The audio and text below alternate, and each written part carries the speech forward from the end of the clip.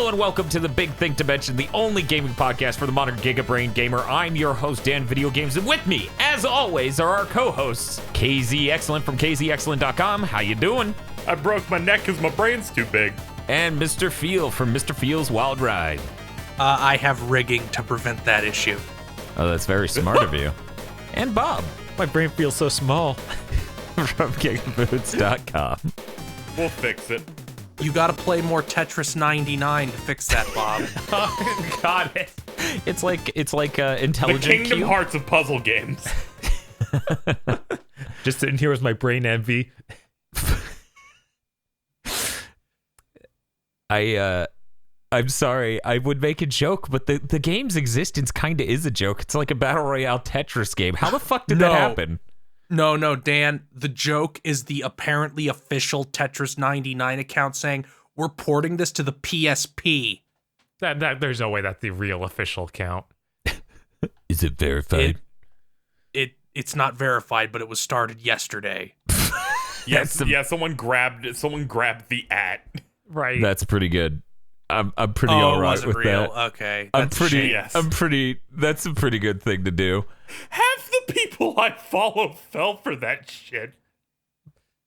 Man, because its existence is already that stupid. I mean, it kind of is. But yeah, Tetris Battle Royale was a shit post. I know! I've told that story 3 times since they announced that game 2 days ago. And every time I'm like, you guys have no idea how this shouldn't exist. Wait, was that 2 days ago? Oh my God, that was 1 day ago. My life. It was yesterday, yeah. Every day is so long. But, we need to say so long to this intro and get into what games we've been playing. Bob, what games you been playing? I have an important announcement first. I think we have some important announcements in general, but I have a specific one. Oh, what's your important announcement? Whoever is running the GigaBoots out of context Tumblr account, open submissions, because I've had like 4 people DM me asking if I could get in contact with that person and tell them to open submissions because people want to submit quotes. I mean, yeah, that's how that's supposed to work. That's supposed to be just like the channel on our Discord where we get the quotes. It's supposed to be a bunch of people coming together to misrepresent our character and provide evidence for a court trial in the future. I don't know. I think the one that was just me going, Bob, federal agents aren't human, is pretty much in character. Yeah, no, that's 100% on brand. Yeah, do that. Absolutely. If you're running that and you're keeping it to yourself, you're doing it wrong. Open it up. Contact us. Let us know. We also have a podcast-related announcement, don't we? I think you're right. I think we hit a goal on the GigaBoots Podcast Network Patreon for $500 a month, which means we have a new show to announce. Cursed Content by Committee. Cursed Content by Committee. So what's going to happen is we're going to put up a list of movies you people will make us watch, and you have to go vote on it. But you have to be a patron to vote, and it is a Patreon exclusive series. So... one a month.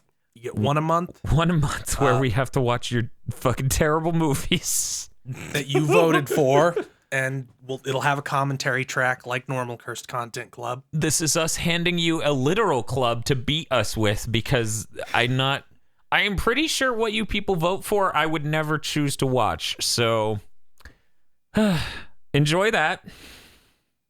That post should be live by now on the Patreon for people to look at. There will be a direct link in the description, but once again, you have to be $5 above. $5 and above gets you a vote. Right, because the show is for $5 and above.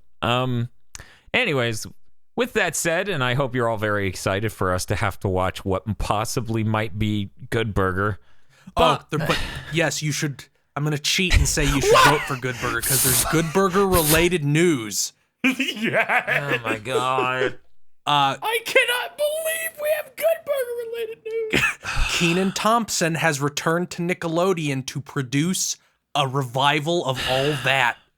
And I should point out that Kel, I forget his full actual name, is still currently working for Nickelodeon. And I said Nintendo before, I meant Nickelodeon. But Nickelodeon. He still works for Nickelodeon. He's on their show Game Shakers. What the fuck? Yeah, Game Shakers, the sitcom where they make video games. What? Yeah, he's a billionaire rapper, and it's a show about a bunch of middle schoolers running a game company. Okay, that's actually really realistic. I'm pretty sure Soulja Boy's got that going on. I bet Soulja Boy watched an episode. Yeah, and then fucking Luigi Team 6 kicked down his door and shot him to death. I can't deal with this right now. So, Bob, will you please talk about what you've been playing this week? We're dragging you to hell. Yeah. I mean, I played all that new stuff that we're going to talk about in a bit for the Nintendo Direct. But I also played Ace Combat 7? Yeah, we're on 7 now. Yeah, we're on Ace Combat 7. And that's pretty good. That's like classic Ace Combat. It's really crazy to see it come back and just be like old school Ace Combat. It's been so long. Yeah. I really want to buy that, but I'm waiting for them to, because I feel like an HD version of 4 and 5 is in the cards soon. I would hope. I don't know that Namco has a track record of doing that, though. Didn't they do a thing where if you bought If you pre-order, PS4, you get like an emulated version of Ace Combat 4. It's not up-resed at all, though. Well, wait. If that's a PS2 game, then it should be. Yeah, is it PS2? Ace Combat 4? Yeah, that's Yeah. PS2. I thought Yeah, it was so- 5, Well, I mean, though. if there's anything the PS4 emulator natively does, it does that, but it's not like they didn't make an HD version that you get as a pre-order bonus. Right. Right. I'm just saying, like, the PS2 emulator on the PS4, the one made by Sony, handed out to devs so they can do shit like this, it renders at about 4 times the original resolution in a lot of cases, if not higher. So that's pretty nice. I just wish they had more games on there, and I also wish if I inserted my disc, it worked. But, you know, not everyone can be Microsoft, Sony. That'd be really nice. I certainly hope that in the future Nobody we get plays to old do games, that. guys. Come on. They look Quiet, bad. Jim Ryan. We haven't gotten to news yet. Oh, sorry. What I'm trying to say is back compat is Kino. You know what, Bob? Correct. We don't have to wait for the Nintendo Direct news to talk about these games, Okay. because that has enough Because stuff I think going everybody on. played at least one thing. That's Right. true. So, as a part of the Nintendo Direct, they shadow dropped a demo for the Yoshi game, which is Yoshi's Crafted World. Yeah. Is that Yoshi's right? Crafted Correct. World, they dropped a demo for a Daemon X Machina, and they dropped Tetris 99, the Tetris Battle Royale. Battle Royale. Yeah. Only one survivor. I definitely played the most of Daemon X Machina. Okay. I still haven't played that. That's the one I haven't played out of all I three. also played it. Okay. I watched the quick play you guys put up, and I died pretty much exactly how Bob did in the quick play. That's okay. I'm pretty sure Prince Silvermane showed up to say, "Hey, I beat this mission." I was like, "Yeah, Bob beat it after the quick play, but I guess that doesn't matter. It's not canon." Right. I had to go back and The same as your performance in the Tetris 99 quick play. We can get to that in a moment. It's like Dan and Bob are gonna do a Street Fighter 5 quick play and just get matched up with Infiltration. Right. Except I think Infiltration might be the guy who went to jail. Yeah, I was Yep. like, Oh no, he's beating us up for prison. The Johnny too Depp real. of Street Fighter. So Bob, talk about the Daemon X Machina. All you've said so far is you beat it and you had to go back to not suck. I had to go back and collect more parts. I needed to find some good guns. So for those who don't know what Daemon X Machina is, what is it, Bob? It is Armor Core. It just straight up is Armor Core. There's nothing else to this. So for people Yeah, under it was the age of literally the 27, creator going, I want to make Armored Core, and then but they won't let me, so I'm gonna go make knockoff Armored Core. So you get your own mech. You play as a mercenary who takes jobs from various different factions, and you build your mech. So you can change out every individual piece, the main body parts, change different legs. You can carry 4 weapons at once, and then you have shoulder-mounted weapons as well as hand-mounted weapons. It's just tons of Char and customization. Amuro are characters. Yes, they are. For whatever reason. It's great, though. The mech designer is the guy who did Macross, so all the mechs look cool. The only complaint I have is that it has a bad frame rate, and I'm hoping they can fix that. Yeah, that feels like demo things, because the optimization stage is always later. I mean, it is, and it's true, but the Switch actually has a notoriously weak CPU, so I do worry that the final game may not run much better than this, but holy shit, it runs at like 20 frames per second. It's pretty rough. The throwback. It's a throwback. Bob, Armored Core never... Well, wait, maybe it did on PS1. Yeah, okay, it runs like it did on PS1. And on PS3. Can you get a sword? No, Because that's the that- big thing I wanted playing the demo. Yes. Is I wanted to get a sword. Yeah, Yes, you Bob got a got sword. that. What was it called? Something Buster? I think it was Doom Buster. Yeah, the Doom Buster. And I saw Okay, that sounds raw. enemies It is. using laser swords, and I saw one using a giant mace. So I assume you can get all that. Because whenever you destroy an enemy, you can actually go to them and you get to select an item to take from them. Ooh, I need to do that then because I want a melee weapon bad. Yeah, it's really neat. That's how I died. The guy with a sword just got up in my face and I couldn't figure out how to get away from him. Yeah, I'm really excited to play that demo. I've been playing too much of the Tetris 99. How much of that have you been playing, Bob? I've only done a few matches. Like I've probably played maybe 10 matches total. I've played 2.5 hours. Okay. Yeah, it's really fun. Tetris 99 is a lot of fun and addictive. And it's neat. Yeah. So Phil, KZ, you guys have been playing that? I have played This is going to be a fucking problem, Dan. What is what's up? Tetris 99 is going to become a problem. it seems like it could be. Tomorrow. Dan's just like, fuck Mega Man Maker. It's Tetris 99 stream. Good job. You read my mind, actually. Dab and Ben play Tetris 99. Play Tetris 99 with their cool shades. In the hour lead up to this podcast, I downloaded this and went, "This is a problem." It's crazy. It's like Casey's like, oh, this is neat. This is great. What's this IV doing in my arm? Oh, no.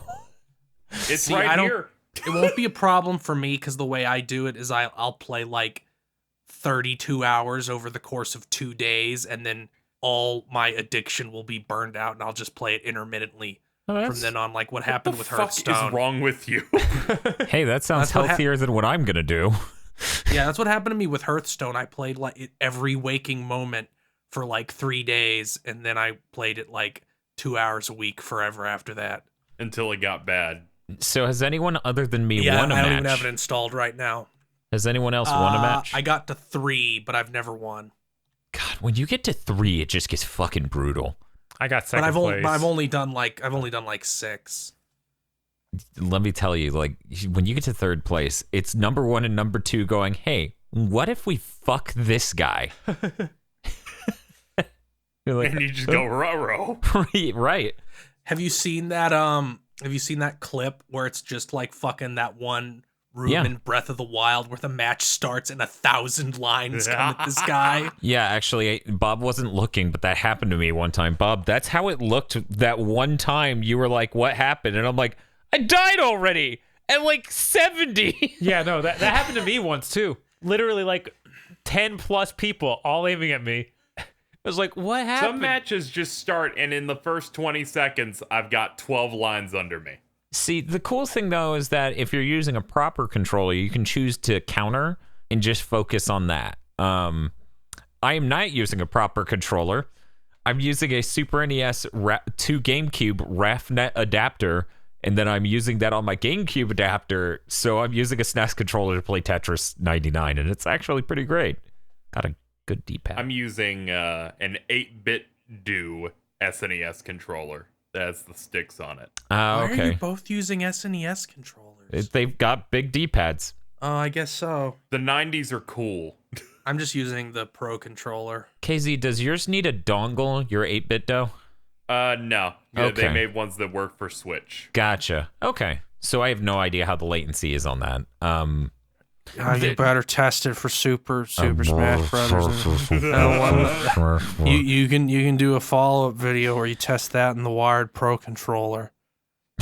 You also have to You also have to change the output because that one guy says changing that makes the game run better. You better double check him on that. Out of sheer spite, I am never testing the fucking Wired Pro controller ever again. People can You gotta keep support checking. your audience. People can go back and keep checking that one video. I will just copy paste that one comment where I say, "Oh yeah, in this video we proved that it has worse latency. Please reference that. Thank you, and like and subscribe." Bye.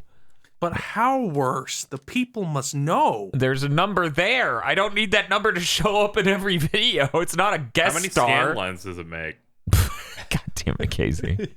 By the way, I don't think the latency on this is very bad. I've had no Yeah, I imagine. noticeable I'm doing worse with this. Yeah, I imagine it's the controller's pretty good because it's directly interfacing with the wireless instead of because 8BitDo also makes a dongle for it, so you can use PS4 controllers on your Switch, and that thing adds a chunk of latency. I hear it gets better if you update it. We still haven't updated it, but it's bad. I have a dongle for when I was using the SNES Classic more because they had one specifically for that. Yeah, they did.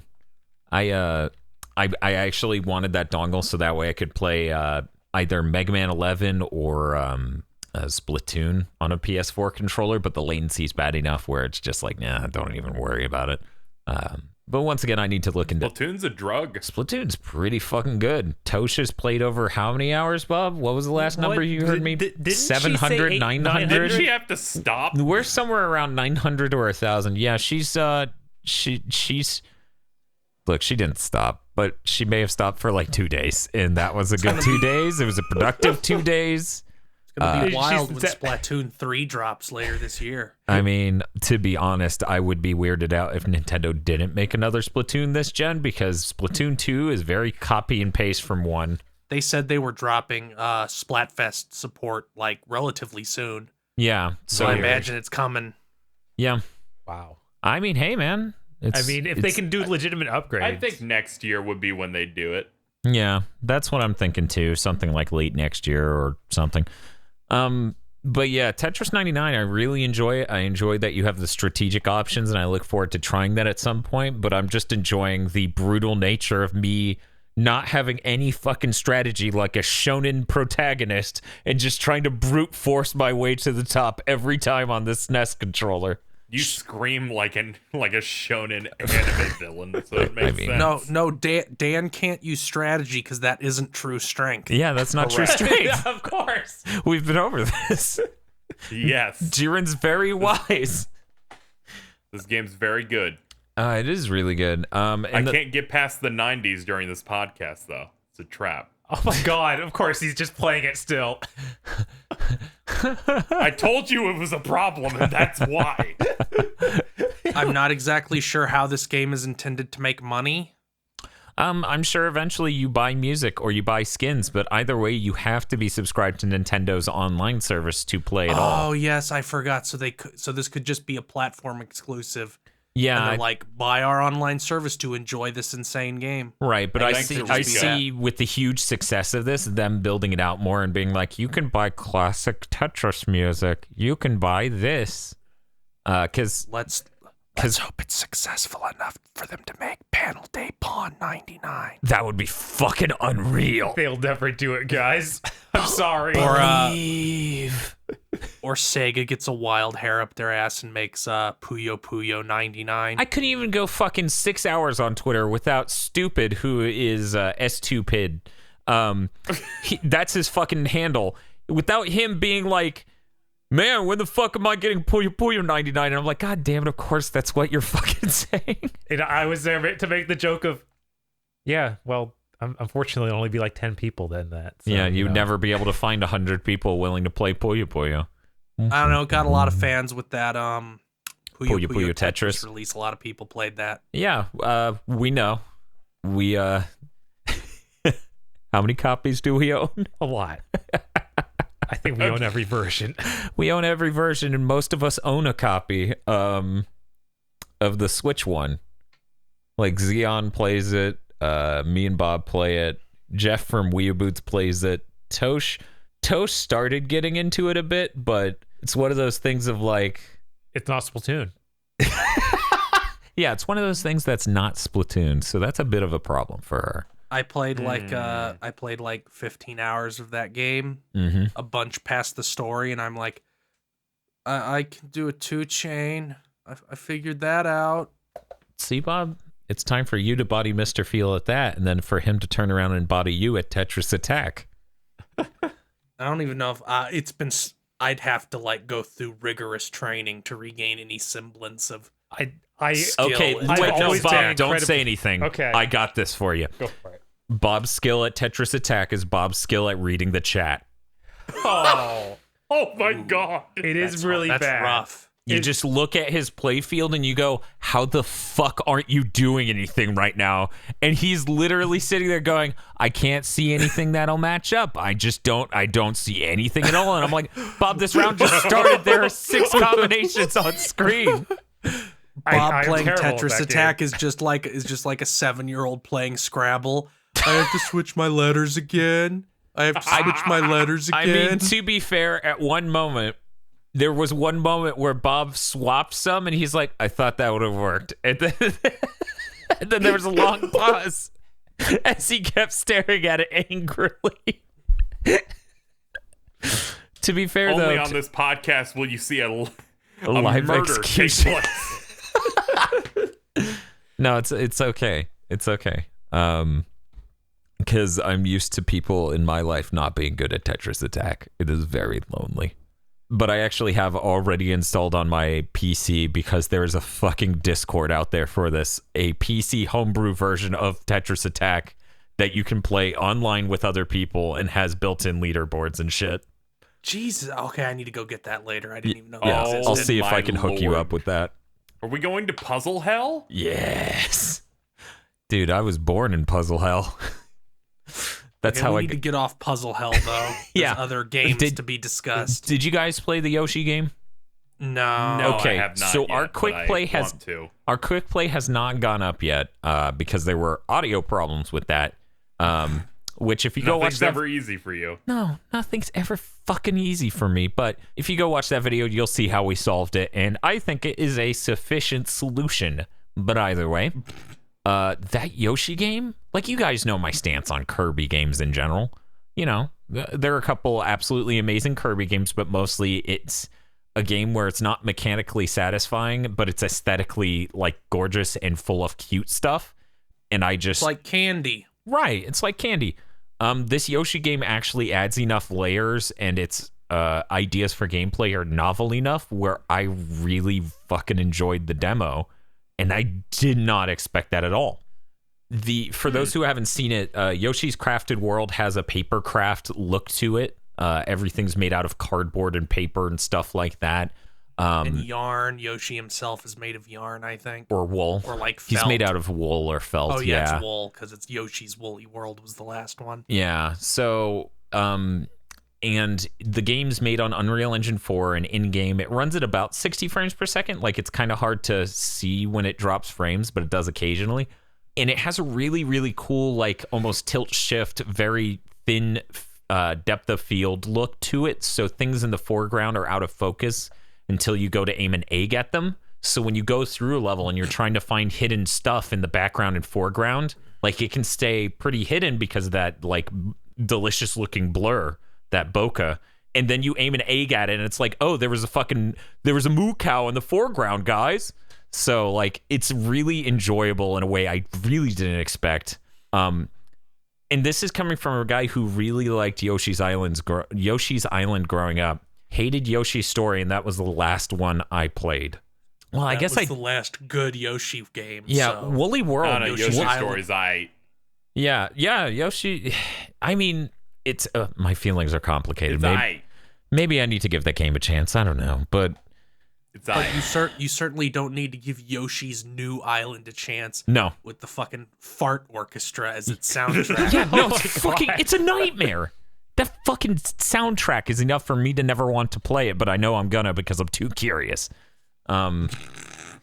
But yeah, No, you don't have to. You don't have to, Dan. It's on the 3DS, which is now dead. Didn't you see how it wasn't mentioned in that direct at all? Well, I mean, outside of the public execution of it at the beginning, yeah, they didn't bring it up at all. It just sat on stage bleeding. Yeah, it's so weird. The CEO drug it out in front of the crowd, and its family was in the audience crying, and he loaded that gun, and ooh.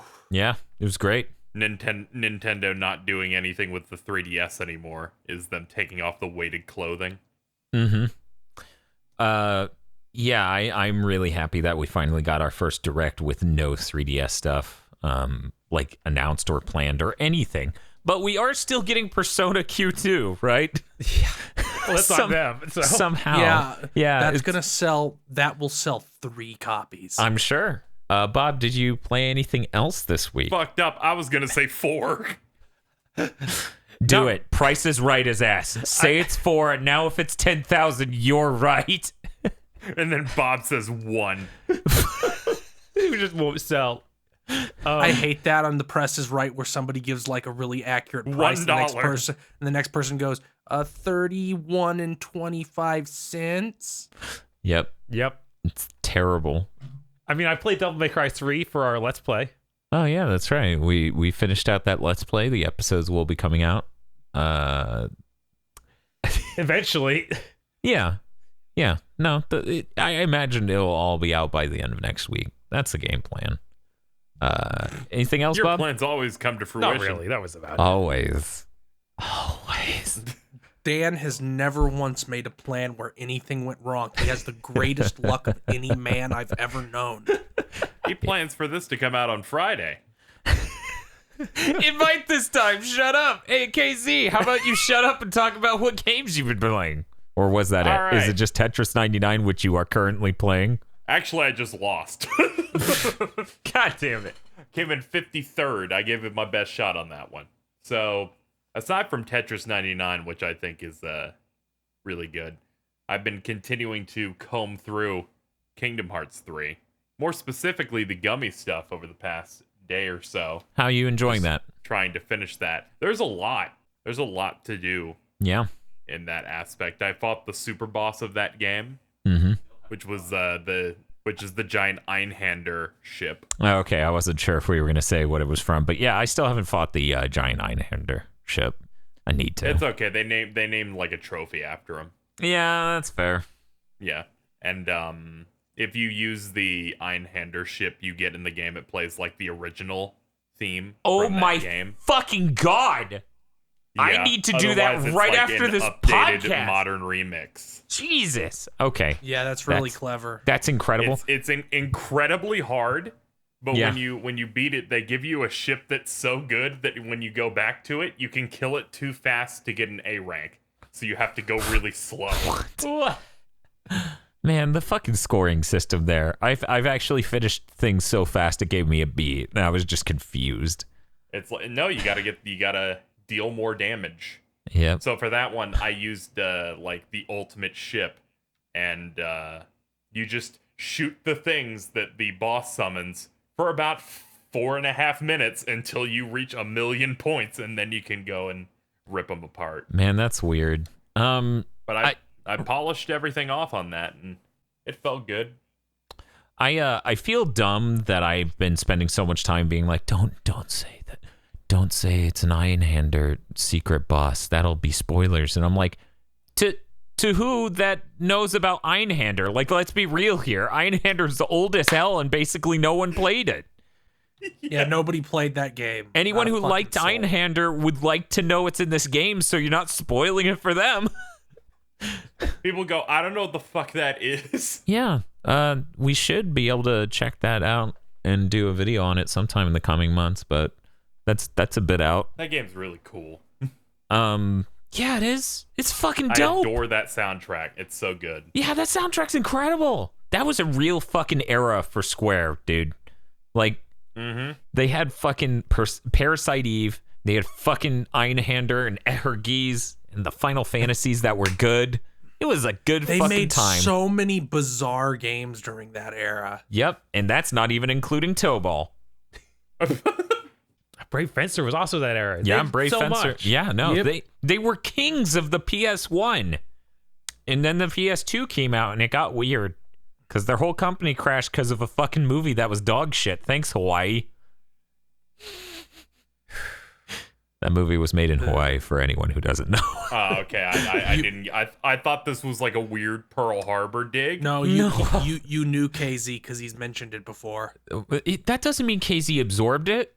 Dan says a lot of bullshit, Feel. I speak nothing but Like the truth. voxel rendering and Sparse fucking boops. It's sparse voxel octree global illumination, thank you. And I would like to note that Crackdown 3 uses a pseudo derivative of such techniques.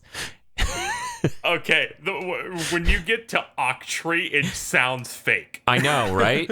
Right? Like, I'm into rendering That's tech. the moment where you're like, fuck, octree. Like add the phlegm. I went to say Octorok, and I was like, they won't believe that. Say something else. But yeah, I read like technical white papers for games and watch postmortems on game engines and shit. And even the first time I heard sparse voxel octree global illumination, I'm like, guys, these names are getting long in the tooth. Can we simplify, please? I feel, yeah. Too many things are being made. Mm-hmm. No, it's true. That's exactly what's up. Because check it out. What has to occur for someone to come up with that name is for them to be like, well, our global illumination system uses a very specific data structure. Oh, okay, you should just put the full fucking name of the data structure at the beginning and then put global illumination at the end. Yeah. That makes sense. Yeah, that rolls off the tongue. Sfogy. Anyway. Oh, okay. Anyway, I don't. That's so KZ, did you play anything other than those two things? I did. I was sent this is coming out tomorrow, so I can actually talk about it without getting in trouble. I played the new Far Cry game. Whoa. That came out. Far Cry Twin Sanity. Okay. I was sent code for Far Cry New Dawn. I'm sorry. I can't believe Feel said Twin Sanity, and I didn't even feel an emotion. It wasn't like, oh, that's funny, or oh, that's stupid. I just felt numb and cold. Because I couldn't argue that it was a bad name for it. Both of those, I believe, are Linkin Park songs. So how is it? How is Far Cry? I played about 3.5 hours of it. Yeah. And I got into them with 4, which I enjoyed a good bit at the time, and then I went back and tried 3 and the ones after them. Mm-hmm. Just like all the other ones, from what I could tell, within the first 5 minutes, everything goes bad. Oh, no. And it's like, oh no, the character has to go and build stuff up and Someone and try explained and the survive. plot of this game to me and how it relates to 5, and I got really mad because it's really stupid. Yeah, like, I didn't beat 5. I dropped off about 8 hours in, and they opened this game with the villain of the other one, and apparently like a nuke drops or something. Yeah. Okay, so here's what happens. At the end of Far Cry 5, the villain nukes Montana with a nuke he acquired. Yep. So no, it gets stupider. So the preview I said on Twitter, this is stupid. Why wouldn't you just leave Montana?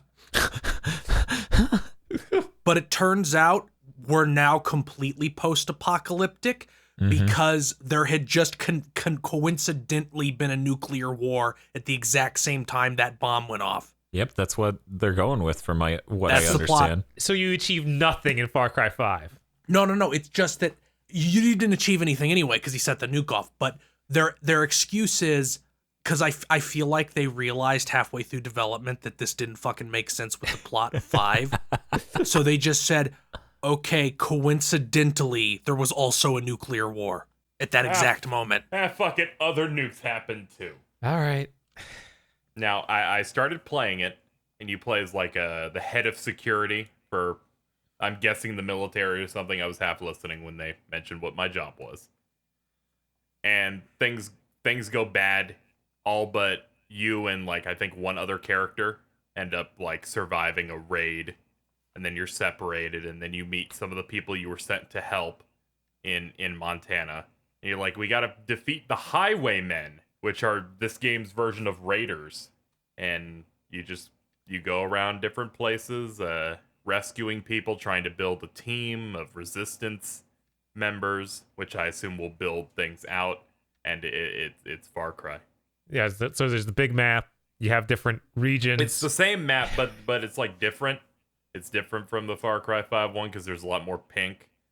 There's nice flowers everywhere. It looks nice. The game looks nice, but it's filled with, Fallout-esque raiders, I guess. Really grungy, a lot of hockey masks and biker outfits. So they're Mad Max. I read some reviews, and they were all basically just like, if you wanted to play 15 more hours of Far Cry 5, this is the game for you. I dropped off just because I didn't find the antagonists and stuff with the previous one very interesting. This one hasn't completely turned me off, but one thing that just bothers me is you'll go up to enemies to do stealth takedowns, like any other of these types of games, and I feel like they're just being unnecessary with the way you take down some of these guys. Where you'll grab them, twist them around toward you, and then you stab them through the eye. Oh. And I'm like, why do I need to slam this knife into an eyeball? The eye? Yeah, that seems okay. Yeah, it cycles between that and like the neck. Did anybody play The Evil Within 2 but me? I mean, a bit. Yeah, I played like an hour or two. So one of the later upgrades you can get is a running stealth takedown, and it's incredible because he like sprints up to a zombie's back and does like a basketball jump with his knife into the back of their head and slams them into the ground. Wow. That's pretty intense. And that's all I can think of. It wouldn't be very cool if it was to like a person though. So KZ, which is what they're doing here. I've posted the flag I'm talking about in the Discord. It is in the incorrect channel, but you can find it. Yes. Does that Far Cry game still have the color choice of the bisexual flag as its aesthetic?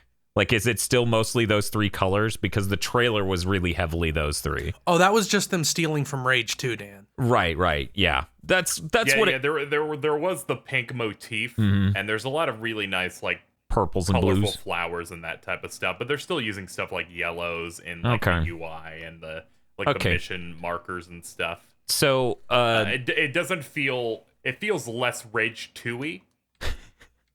Because that one's just going nuts on like the pinks. Yeah. But I found some stuff a little amateurish in some of the stuff that they had in the game. Like the subtitles are completely off track during gameplay. God, fucking Ubisoft. What? Where there will be dialogue and the subtitles are like 7 seconds ahead, so they're gone, but you're still hearing dialogue for like 3 or 4 seconds. Ooh, that's rough. And it's weirdly cut off. I feel like it's way too close to the bottom of the screen too, which just makes it awkward to even attempt to read it.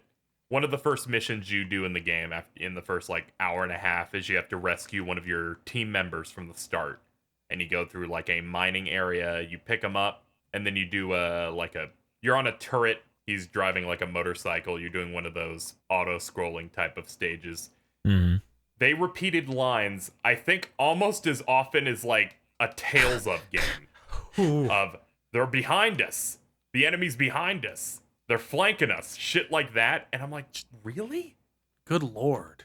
It's just awkward and janky. I'll still play some more, because it hasn't turned me off yet, because the gameplay is at least acceptable for my monkey brain. Just some parts just feel a little bit phoned in. And the premise of we're finding a way to use this map again to make another release is already kind of phoned in a way. Yeah, well, just they had to just admit it this time, because they didn't admit it for Far Cry Primal, and people fucking went off. Yep. Well, this time at least it makes sense if that last Far Cry game actually ended with a nuke. Like, that feels natural instead of, fuck it, we're just going to make a Unga Bunga game with the same map. Right, exactly. No, they turned the map 45 degrees, KZ. It's completely different. What? Don't tell me that was an excuse. Have you guys seen the Halo ODST map? Like a map of the entire game Halo ODST? It's fucking incredible. Let me see if I can pull it up while I talk about this. So to save money on that game, and I actually noticed this while playing, but I thought I was like, my brain was stupid, right? Okay, this will take more work than I'm willing to put forth here. I thought I was being dumb and just getting mixed up, but they literally copied and pasted over half of that game. I think it was 2/5 actually. It's 2/5 of that game is literally a mirror image of the rest of that game, and they're just pretending it's new environment. Oh, so it's the Devil May Cry 4 strategy. Yes, but you're not rerunning over the same area. The city is literally 2/5 identical to the rest of the city in ODST. So they ha-wah the entire city. I don't know what ha-wah is supposed to mean. It's from a joke a while back where people would take half a game cover and then like flip it and mirror it to make symmetrical covers. And someone did one for Halo Wars. And it became ha-wah. God damn it. That's pretty good. I'm gonna be honest, Dan. When he said the ha-wah, did you think he was just mispronouncing something we couldn't recognize? No, with all of these things, I usually just go, I must not know what they're talking about.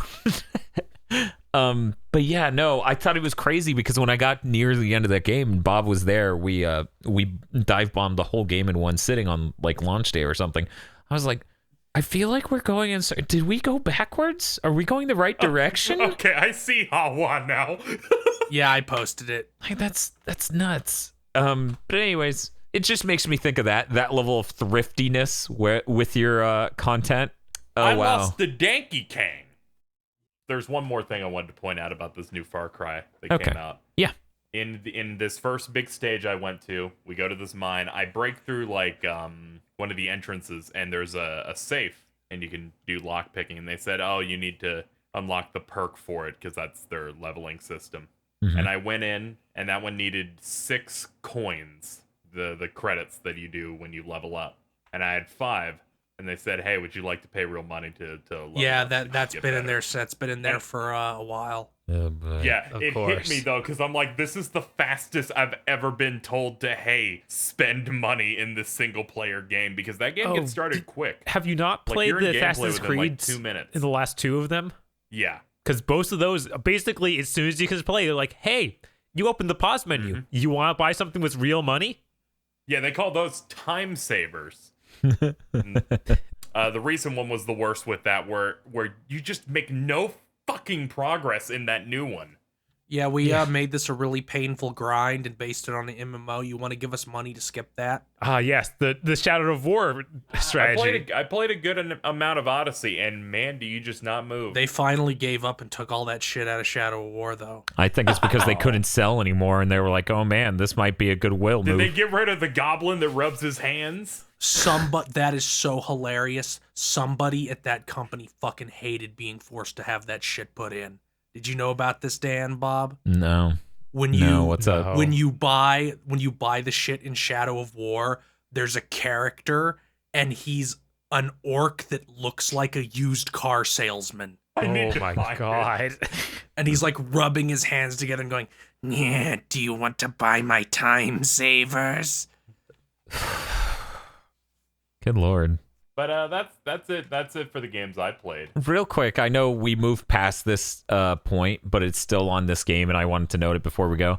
The reason why I posted that and asked if it kept the color scheme or color grading of the bisexual flag is because the reason that ended up in both the trailer for that and Rage 2 is because it really took off in music videos that year, and in the first music video it was featured in, it made sense for what the song was about, and everyone else went, wow, that looks really pretty, let's do that.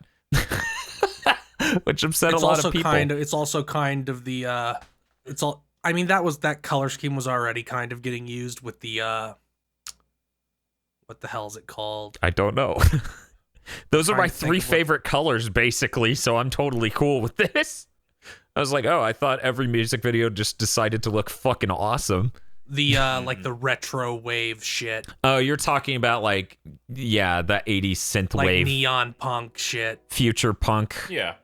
Not future punk, but more like vaporwave. Yeah, vaporwave. You're talking about it's like has that vaporwave energy. Not a rectangle, a square, you dumbass. And I'm like, But yeah, no, Yeah, that's I hope you enjoy the GIF because I found it. Oh, Wonderful. thank you. Oh, that's yeah. Mm-hmm. Real good. Yeah, somebody wasn't happy with that. Not so much. Okay, Mr. Field, what did you play? Well, we discussed Daemon X Machina and Tetris 99. Mhm. I finished Resident Evil 2 at least as much as I want to play right now. I did Leon B and I finished the fourth Survivor, which took me like 8 tries. It's hard. I'm pretty the fourth jealous. Survivor is the hunk Yes. scenario. Yeah. And there's like 8 different variants of tofu in this game, but I didn't bother with that. I apparently tomorrow I think it comes out, the new mode comes out where you can play as the 3 other characters, and it has like it like sort of brings the zapping system into it. And like it's not like the fourth Survivor where there's no pickups. There are pickups, but you get them from vending machines, which cuts off other vending machines, so you have to be careful about what you pick. Or you kill zombies that have backpacks, and those give you items in these new modes. Yeah, That's really neat. Resident Evil 2 is awesome and continues to get more awesome in 2019. I remember people were thinking that new mode was going to be like a roguelite thing. It's a little bit like that, I think. Cool. And some people were like, what, can I just play this game forever? That would be the ideal. I mean, I think somebody already made a randomizer for the PS2 version that just moves everything. That sounds excruciating. I mean, there are members of our fan base who run that, if you've ever seen it, the Link to the Past / Super Metroid randomizer. Have you seen that, Bob? Yeah, It's seen the that. I've same- seen Link to the Past randomizer streams quite a bit. Oh, no, this is a combination of the two where it's one ROM that is both. So you're going between Super Metroid and Link to the Past. What? So what happens? Like a room transition and Link to the Past then takes you to Norfair? I don't know. I haven't seen it myself. They just talked about it and explained that, yeah, that's what it is. That's what it does. And I'm like, that's fucking... Everyone's getting more and more extreme in order to satisfy their weird need to play games for the rest of eternity. Okay, let's see. But I played that. I did the first of my twice a year Resident Evil 4 runs. That was a lot of fun. I should try to do my once ever Resident Evil 4 run sometime. You know, I'm really excited for the day where I finally do that because I still haven't played through Resident Evil 4. I learned stuff I didn't know about the game somehow. Uh-huh. That was a lot of fun. But the one thing I played that was like the main thing I want to talk about is I bought a game called Heartbeat on Steam. It's a RPG Maker MV game, and it's really nice. It has a art style that is reminiscent of the Game Boy Advance Pokemon games. Mm-hmm. Like that's very clearly what it's going for, but it isn't like a Pokemon clone. That's just the aesthetic it's going for. Yeah. It's a little turn-based RPG. It has really nice sprite work and portraits. It's really nice looking. It takes place in a post-war Germany. It actually takes place in, I don't know where because I've only seen like 4 areas. I don't know if there's a plot yet because I haven't gotten far enough. Oh no. I don't know if there's no. I don't know if there's like an actual story or if it's just like a series of little fluffy events because it's a very it's like a very calm game. Mm-hmm. I like it a lot. Unfortunately, it has a horrible technical problem for me that seems to be baked into RPG Maker itself, and so the devs can't fix it, which sucks. Which is it will just the display. The game won't freeze. The display will. And that happens like rough. every 25 minutes, but I've still gotten like 3 hours into it despite that. Because God bless the developers. They found this out and they're like, we can't fix it until RPG Maker fixes it. So let's put in an auto save that goes off constantly. I mean, that's good. That's good that they thought of it that much. And it's not a universal problem. Apparently it's only for certain setups. So it's entirely possible you could listen to this and go play it and not have a problem at all. PC gaming! It also kind of reminds me aesthetically of Crosscode, if you've played that at all. I've seen a good bit of Crosscode. How about you, Bob? Did you play that? I played. I looked both ways before crossing the code. God damn. Crosscode's a really nice RPG, KZ. You should take a look at it. I played that demo they released. One day. And I saw Fox stream it a little bit. Yeah, you got to play Yick first. You got that code for it. Oh my god. No, they Wait, offered the what? code and I did not respond. That's good.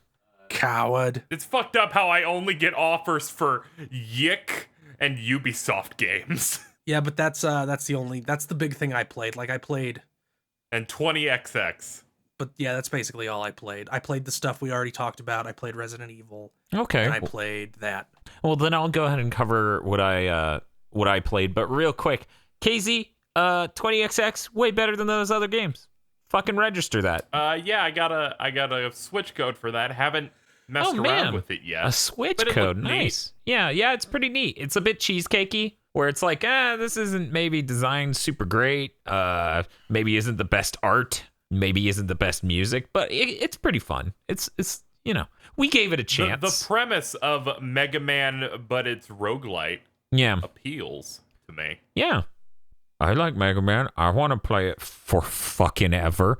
But yeah, transitioning off of that, I did pull up a video, and it was exactly what I thought it was, but I wanted to look it up before I said this. The Super Metroid and A Link to the Past randomizer. You walk Yes, into I also looked it you up. walk into a shop door, like on the overworld Link to the Past, and you come out of a door in Metroid. That's insane. It is fucking crazy.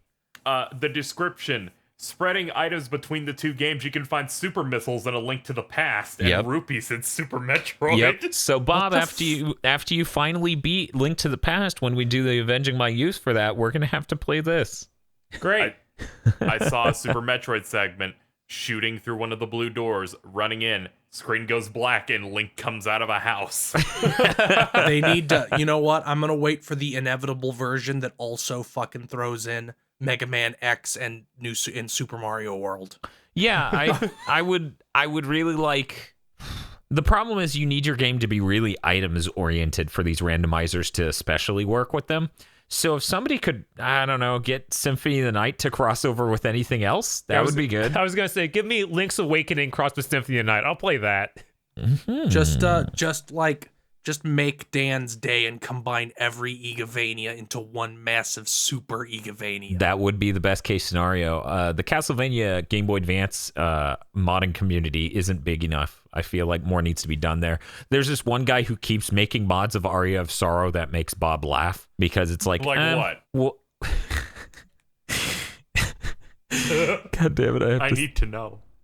Okay. Oh no. So you now play as Arikado, which is a palette swap of Soma, and his weapon is the scythe. And the story tells you that you're you're death. And that for some reason the eclipse has caused you to take human form, and you need to regain your power. You're Arikado, though. No. See, this he's death because he's holding a scythe.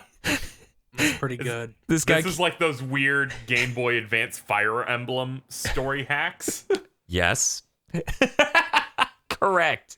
You have where assessed they this put correctly. their OCs in so they can fuck Lynn. Yep. Of course. He has assessed Please this. let us move on. Let's move us on from this horrible place. So our 32X for our Sega Genesis showed up, and I needed to test that hardware.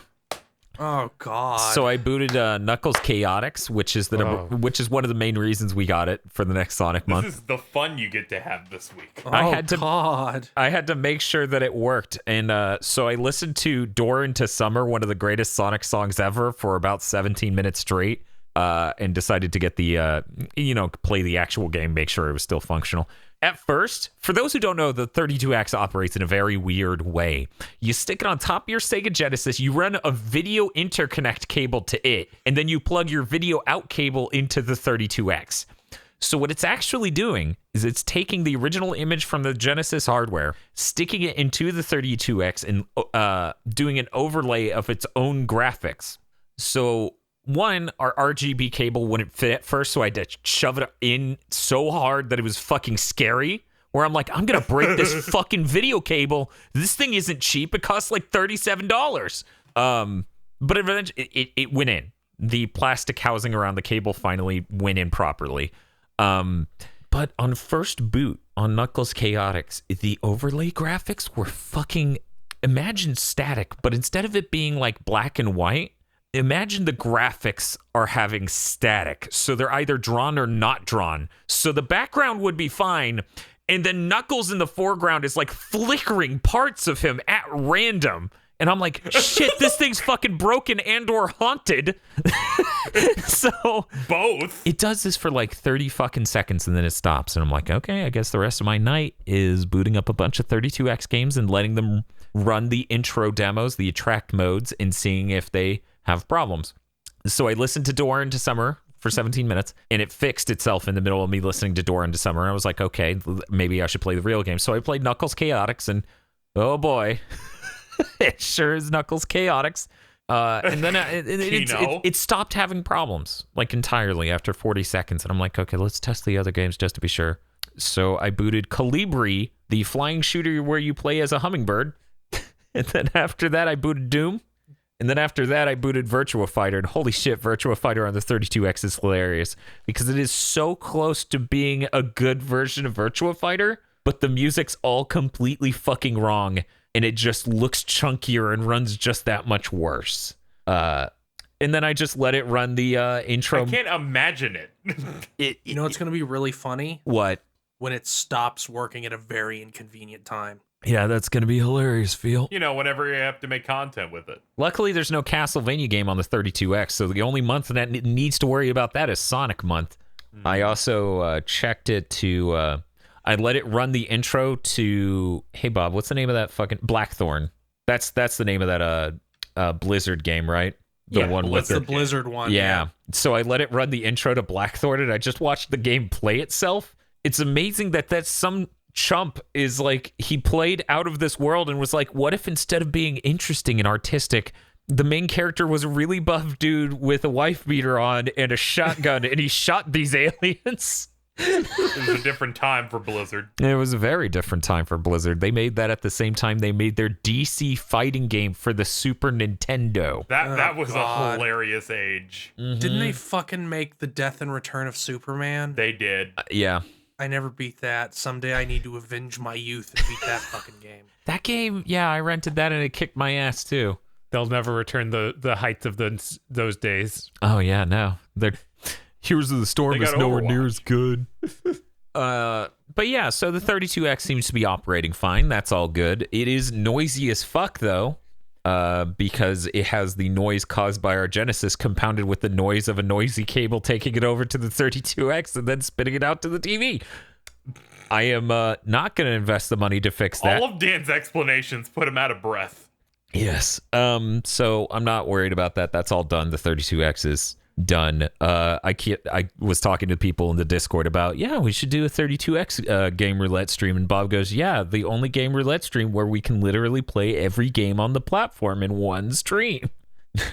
Yeah, there wasn't that many. No, it's like I'm not saying I have an EverDrive, but if you have an EverDrive, it's probably about 2 pages of games, and that's it ever made. And 1 or 2 of those games is definitely just a fan project.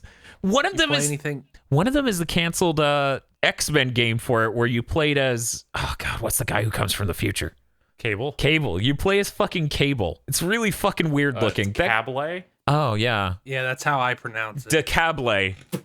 The new fighter in Street Fighter V, DeCable. He loves cobbler. It's a cobbler. But yeah, and then aside from that, I played the games I was talking about with the Nintendo Direct. Cable. So we should get to news, because a new piece of news came out literally right now. Okay, no. You should lead in with that one then. Mai Shiranui is returning to Dead or Alive 6, and another SNK character is coming with. Oh, that's cool. I wanted to play as her in 5, but never bought it. A lot of KOF fans say no Mai, no buy, but I think in DOA 6's case, they're just going to say no buy. Can we get sexy Rock Howard? Rock Howard is already plenty attractive, thank you. I mean, that's correct. Can Rock Howard be added to Final Fantasy 15? No, Tabata's Yes. dead, so nothing will be added to Final I Fantasy think there are 15. mods Tragic. for Rock Howard. Missed opportunity. There better be. I'm just going to be upset now if there aren't. But before we go to news, shouldn't we talk about the Podlords? Oh yes, before news, we have someone to thank, don't we? Yes, we need to thank our ever gracious Podlords. Thank you, Podlords. chicken pot pie. The Podlords for this episode of the Big Think Dimension are Danny Richardson, Not Gak, Lady Popcorn, and E. Lee Broyles. Thank you, Podlords, for all of your support. Thank you, Podlords. Thank you, Podlord. Thank you, chicken pot pie. Bob, thank the Podlords. Thanks a lot, Podlords. Thanks a lot, Podlord. Now I gotta talk into a mic. But yes, thank you very much, Podlords. So I heard there's news! There's a lot of news. Let's start with the big thing so everybody can leave immediately after hearing us talk about it. Why would you do that? We have a great Patreon bumper this month. Also, yes. But don't worry, people have already gone to the comments asking for timestamps. TL Like did any it. normal podcast. When do they talk about this one game? I've never seen a single podcast that actually gave timestamps. I think Easy Allies is the only podcast I follow that does timestamps. Well, good on them. There's some great people over there. So, oh boy, let's look at all this news and figure out. We need to dive bomb it. So there was an important Nintendo Direct. Not sure that you guys had heard. Kind of slipped by some people. It was a pretty good direct. It was a really good Direct, in my opinion. I didn't expect them to come out with stuff about Animal Crossing, and that may be a part of why I thought it was such a good Direct. As I understand it, if you headed in with that in mind, you were pretty upset. I actually did expect to see Animal Crossing. I did not expect to see the thing they led with. What did they lead with, Phil? They led with Mario Maker 2, and literally the first thing they showcase in that trailer is sloped floors. Bob and I were amazed to find out that was not in the original Mario Maker. They're like, we can't do that because it has to conform to the standards and mechanics of the other games, was, I believe, their excuse. And now they're just like, fuck that, let's add everything to everywhere, including shit that wasn't even in any of these games. Any of them. Let's make Super Mario 3D World a 2D game now and put its assets and power-ups into the 2D game. You get the fucking cat suit. It's good. You have options for auto-scrolling levels now where you can determine like the speed and which way it's going. You have those automatic blocks. You have the piranha plant flowers that go around platforms from New Super Mario Brothers. Mm-hmm. You have like the snake blocks. You have so much stuff now. I'm very excited for this. For those who are newer to the channel, And it's out in June. For those who are newer to the channel, me and Bob ran and are still running a series called We Play Your Mega Man Maker levels, where some software on PC called Mega Man Maker lets you make some Mega Man levels. And we would just do live streams where we take submissions. We have a Google form you can fill out to take submissions. I'm really excited to do that for Mario Maker 2 because it has so much flexibility to it, and it's going to have such a booming community. Like, I'm really excited to do it for that. We would have already never run out. Right. Yeah. Not only that, we would have done it for Mario Maker 1, but by the time we started doing a show like that, the Wii U was dead and in the ground for months. So we never did Mario Maker 1, but I was always interested in that. Nintendo had already done that fucked up thing where they made the Wii U's sleep screen be an advertisement for the Switch. Yep. I didn't even notice because I didn't turn it on again. So something I'm looking forward to that'll be very far off is because Mario Maker, the original one, every amiibo you would tap would turn you into that character. Yeah. So eventually I'll be able to play as Joker from Persona 5 in Mario Maker 2. It's pretty incredible. They do the same thing. And then We'll be Richter. Oh, shit. Oh. And So eventually Minecraft Steve. They didn't show it, but I really hope that there's a Super Mario Brothers 2 tile set this time. Oh, that'd be great. That would be nice. I I was want very that. pleased that they showed off a new tile set on top of the main 4. They showed stuff that didn't seem like it was from any of the games. Like, what were those little snow guys that did whirlwinds that pushed Mario up? Yeah, it looks like they're just adding stuff that creates new level opportunities. I mean, there was the glass pipe where they shot fireballs into it, and it curved the fireball up along the path of the pipe. Yeah, that's a 3D land thing. Yeah, It's crazy. Yeah, so it turns out that's what the 2D Mario team was working on, not the new Super Mario Bros. U. Which, Because clearly no one worked on that. Bob and I, on the record, multiple times have said the reason that came out now and Mario Maker hasn't been announced is because at the point where you announce Mario Maker, a lot of people go, then why the fuck would I want this? Like, some people are wired like that. They waited a month. They waited 1 month. Yep. That was all they needed. I feel like nothing has been a bigger upgrade in history, because I think New Super Mario Brothers is just dead now. Yep. It's dead, and Mario Maker has replaced it, and never in history has there been a bigger upgrade. I agree with that. I actually do think the Wii U New Super Mario Bros. Was really great. Yeah, it's good, but I was harsh against it, but it's good. I think it's the best one in the series, which puts it in the category of good. I didn't play New Super Mario Bros. Wii 2, and I only played the first one before going to the Wii U one, and I thought it was fantastic. Yeah. Yeah, it's a very nice upgrade over those It's other ones. always just that franchise is just always going to be tied to shitty, safe, we don't do anything but make the most basic, safe looking, won't set off a single neuron in your brain product in Nintendo. Like, to me, New Super Mario Brothers is tied to the worst version of Nintendo. Yeah, I get that. And to be honest, back in the day when the original came out, that's kind of, I got really ranty about that, and the sequel that came out after that.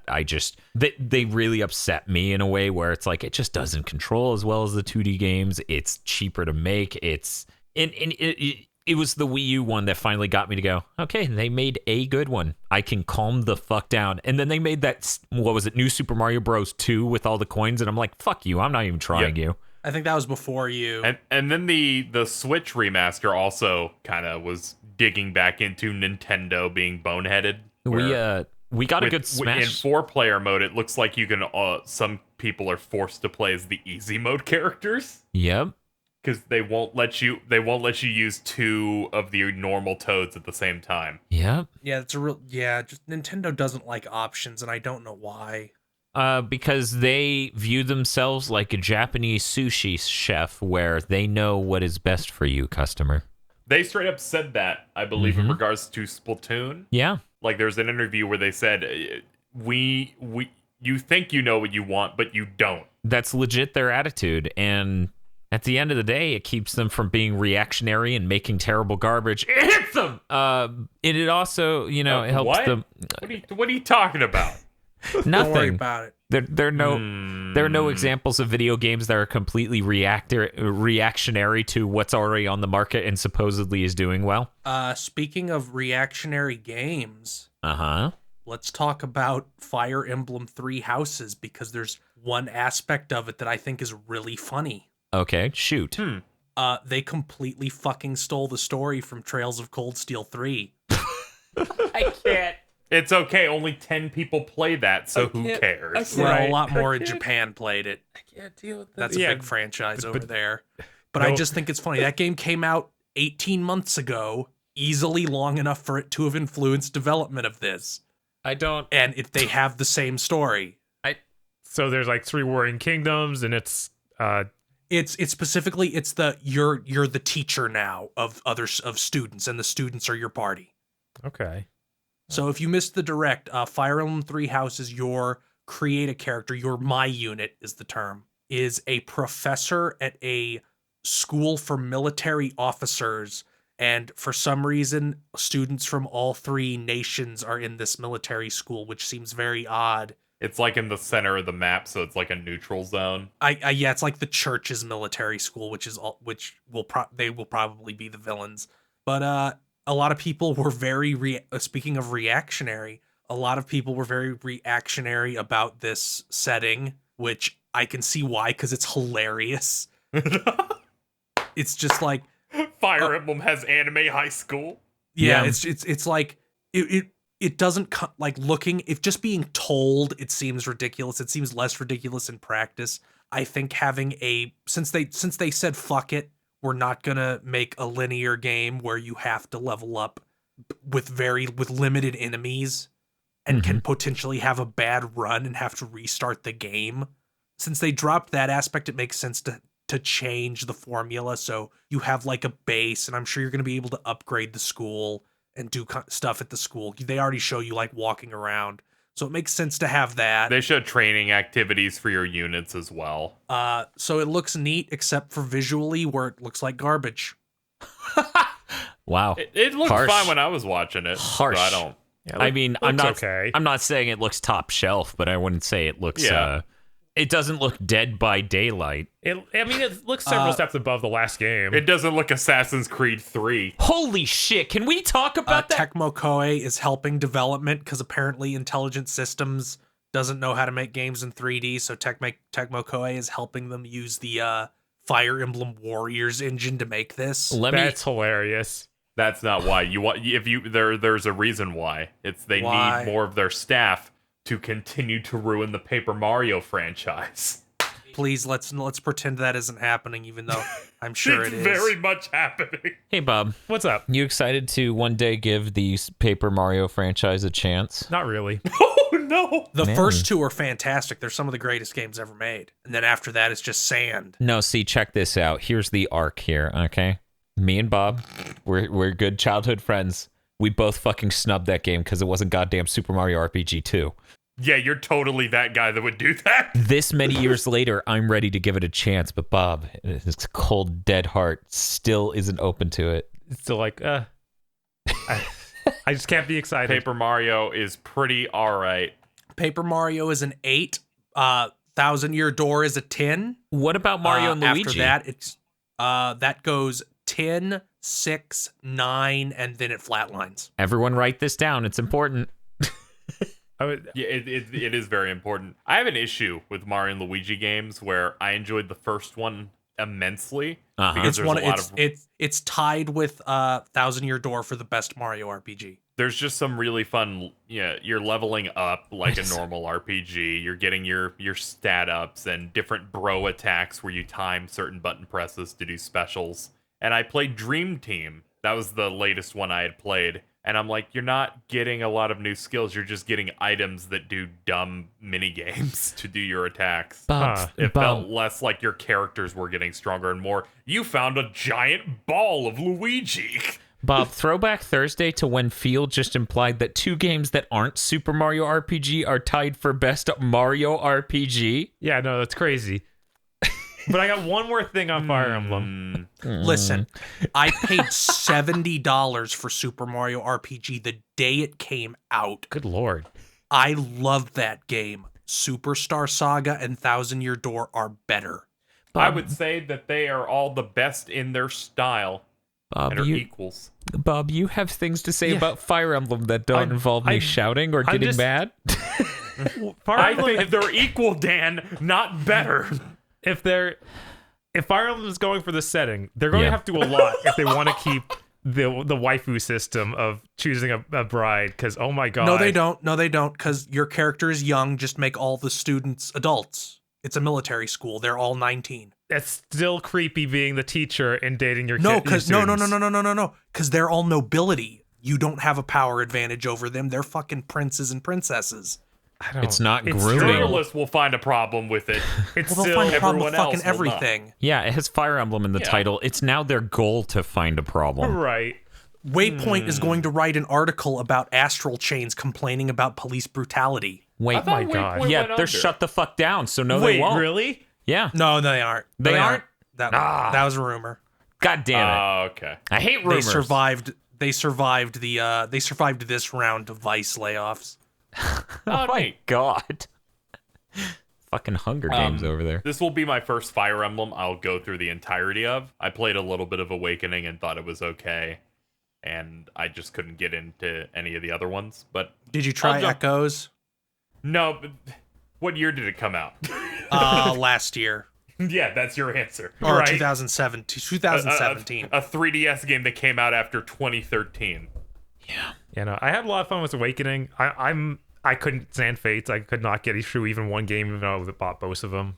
So I'm excited to give Tree Houses a chance. Yeah. Oh, here's one unequivocally amazing thing about Three Houses. It's one game instead of three. That whole presentation, I was just waiting for them to go, and you have to buy a separate version for each of the 3 kingdoms. And then a 4th game to tie it all together. See, the thing is, here's what I'm thinking and why they didn't do that. I think the Switch is so wildly successful that they realized making such an unorthodox, niche-oriented move like that would actually scare more people away than it would bring people in, so they're better off making one game and selling a fuckload. They have a chance to really supercharge that franchise even more. Yeah. Both versions of Fate sold like over 2 million. Fate sold stupid well. Yeah, but Fates was $40, not $60. Yeah, but I would have expected it to be $40, and since they're reusing most of the content. I can't expect any Switch mainline game to be $40. They're even He charge was $60 for the He Mario. was saying in the Fates games, he was expecting it to be $40 because they recycle content. Whereas I'm but I mean, I imagine in this theoretical 3 versions of Fire so, Emblem. wait, you If think they they're- made 3 houses, no fucking way. 3 You're not. games. Nintendo is never gonna fucking sell a Switch game that is $40 fucking dollars. The cartridges cost too much. Oh yeah, that's right. I forgot about that. I mean, they're Damn you, Dan! You're so intelligent. stupid fucking System. logistics. Get out of here. But yeah, that game looked cool. Yeah. I'm Yeah, it excited looked fine. for it. I am mildly excited for that too. You know what I'm extremely excited for? Link's Awakening. Fuck yeah. I'm so hyped. Yeah, it looks good. As someone who did not play that game and has only beaten 2 Zelda games, I went, "That's cool. I'm buying it." Link's Awakening is actually really good, and a lot of why I can't go into without spoiling it, so I won't. But it has a fantastic tone, and the being able to custom set what your actions are to A and B was a really great feature on the Game Boy. So that way you could be playing it as Link, not the guy with the cool sword that he uses, but in fact the guy who shoves bombs onto arrows and shoots them at people. Because that game's amazing. I wonder if they'll just imagine that, but they give you all 4 buttons. Yeah. Oh no. I'm excited. Oh no. The possibilities, you guys. That Link's Awakening is my favorite 2D Zelda Really, game. your favorite? I will say, KZ, you should try to play the Game Boy version beforehand before this comes out, because it's unreal, like the tone they achieved on the Game Boy. Yeah, I think I've seen a couple of videos of it. This is the one with the windfish, right? Yeah. Yes. He has a Yeah. ballad. He has a blade. Yes. Blade. But yeah, That game looks incredibly charming. it is. Also, it has chain chomp, so it's an automatic 7, even if it's shit. Yeah, it also has Goombas and Kirby. And Wart. Kirby, what? There's an enemy called Anti-Kirby, and he looks like a slightly off-model Kirby, and he'll inhale Link and just sit there all fat, staring into space and doing damage to you until you wiggle free. That game is really good. At the same time, I've never beaten it because I just didn't beat games as a kid. Also, it was my brother's game, so. Here's a minor mechanical spoiler. There's something that I'm surprised the Zelda series never did again, where there's a dungeon where the boss just like heckles you the entire dungeon. Yeah, it's pretty good. Like, you just get text boxes as you That enter. feels perfect for Zelda. Sometimes Yeah. you're spending an hour not doing shit. Yeah. He getting just- stuck. Yeah, it's pretty great. He just shows up. He shows up in like the first room and like calls you names and then runs off, and he pops up intermittently to mock you and like set puzzles for you. So, That reminds me of Banjo-Kazooie. Of just Gruntilda talking shit as you enter new rooms. that would be a really great way to ruin Link's Awakening if Ganon was like, "Wah, wah, wah, wah, wah, wah." It's got to be in rhyme though. Yeah, but it works in this dungeon because it's a funny skeleton. Yeah, plus it doesn't go. I like "Wah, wah, skeletons." wah, wah." I'm looking. Oh my god, you do that too well. I'm looking forward to avenging my youth and beating Link's Awakening DX later this year before the remake comes out, because I always wanted to beat that game, and the extra content of the DX I found really interesting. I really love rareware noises. You have no idea. Even Ukulele had good ones. We're all awful.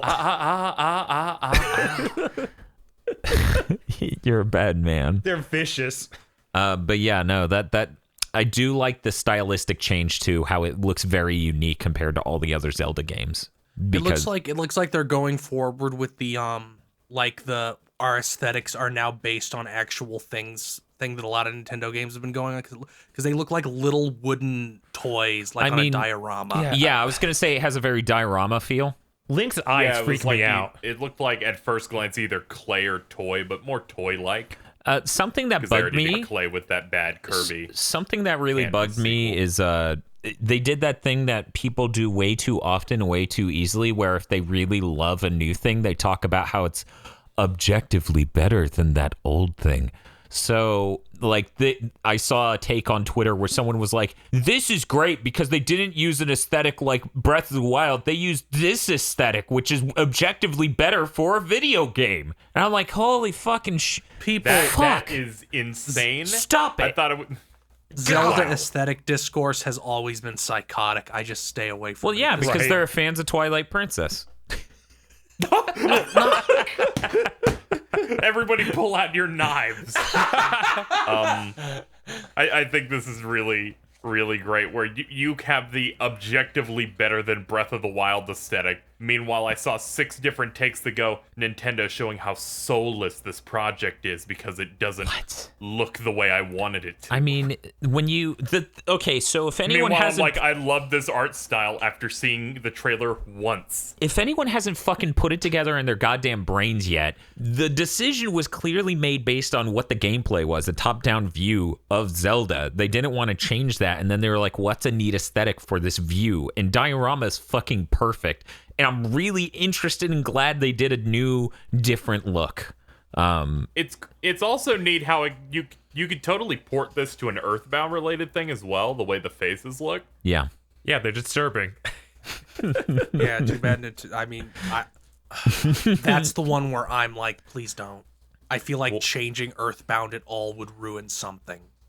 Nah, you could. Okay, so here's what you could do with Earthbound. What if when Ness went up and talked to people, he was like,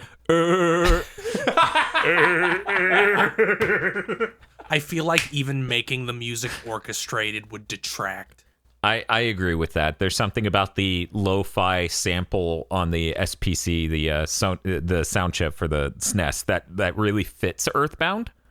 And I was That's one of those games you can't do fucking anything to without people beyond losing their fucking mind. Like, Yeah. if Nintendo was like, we're gonna make it look exactly like those clay models. Yeah, see. Yeah, I would be okay with it. See, and that's what I was gonna say. I was like, hey, dude, before they had one visualizer artist for all the backgrounds in the battles, now they can have a team, and all the enemies can look like claymation models. That's pretty fucking cool.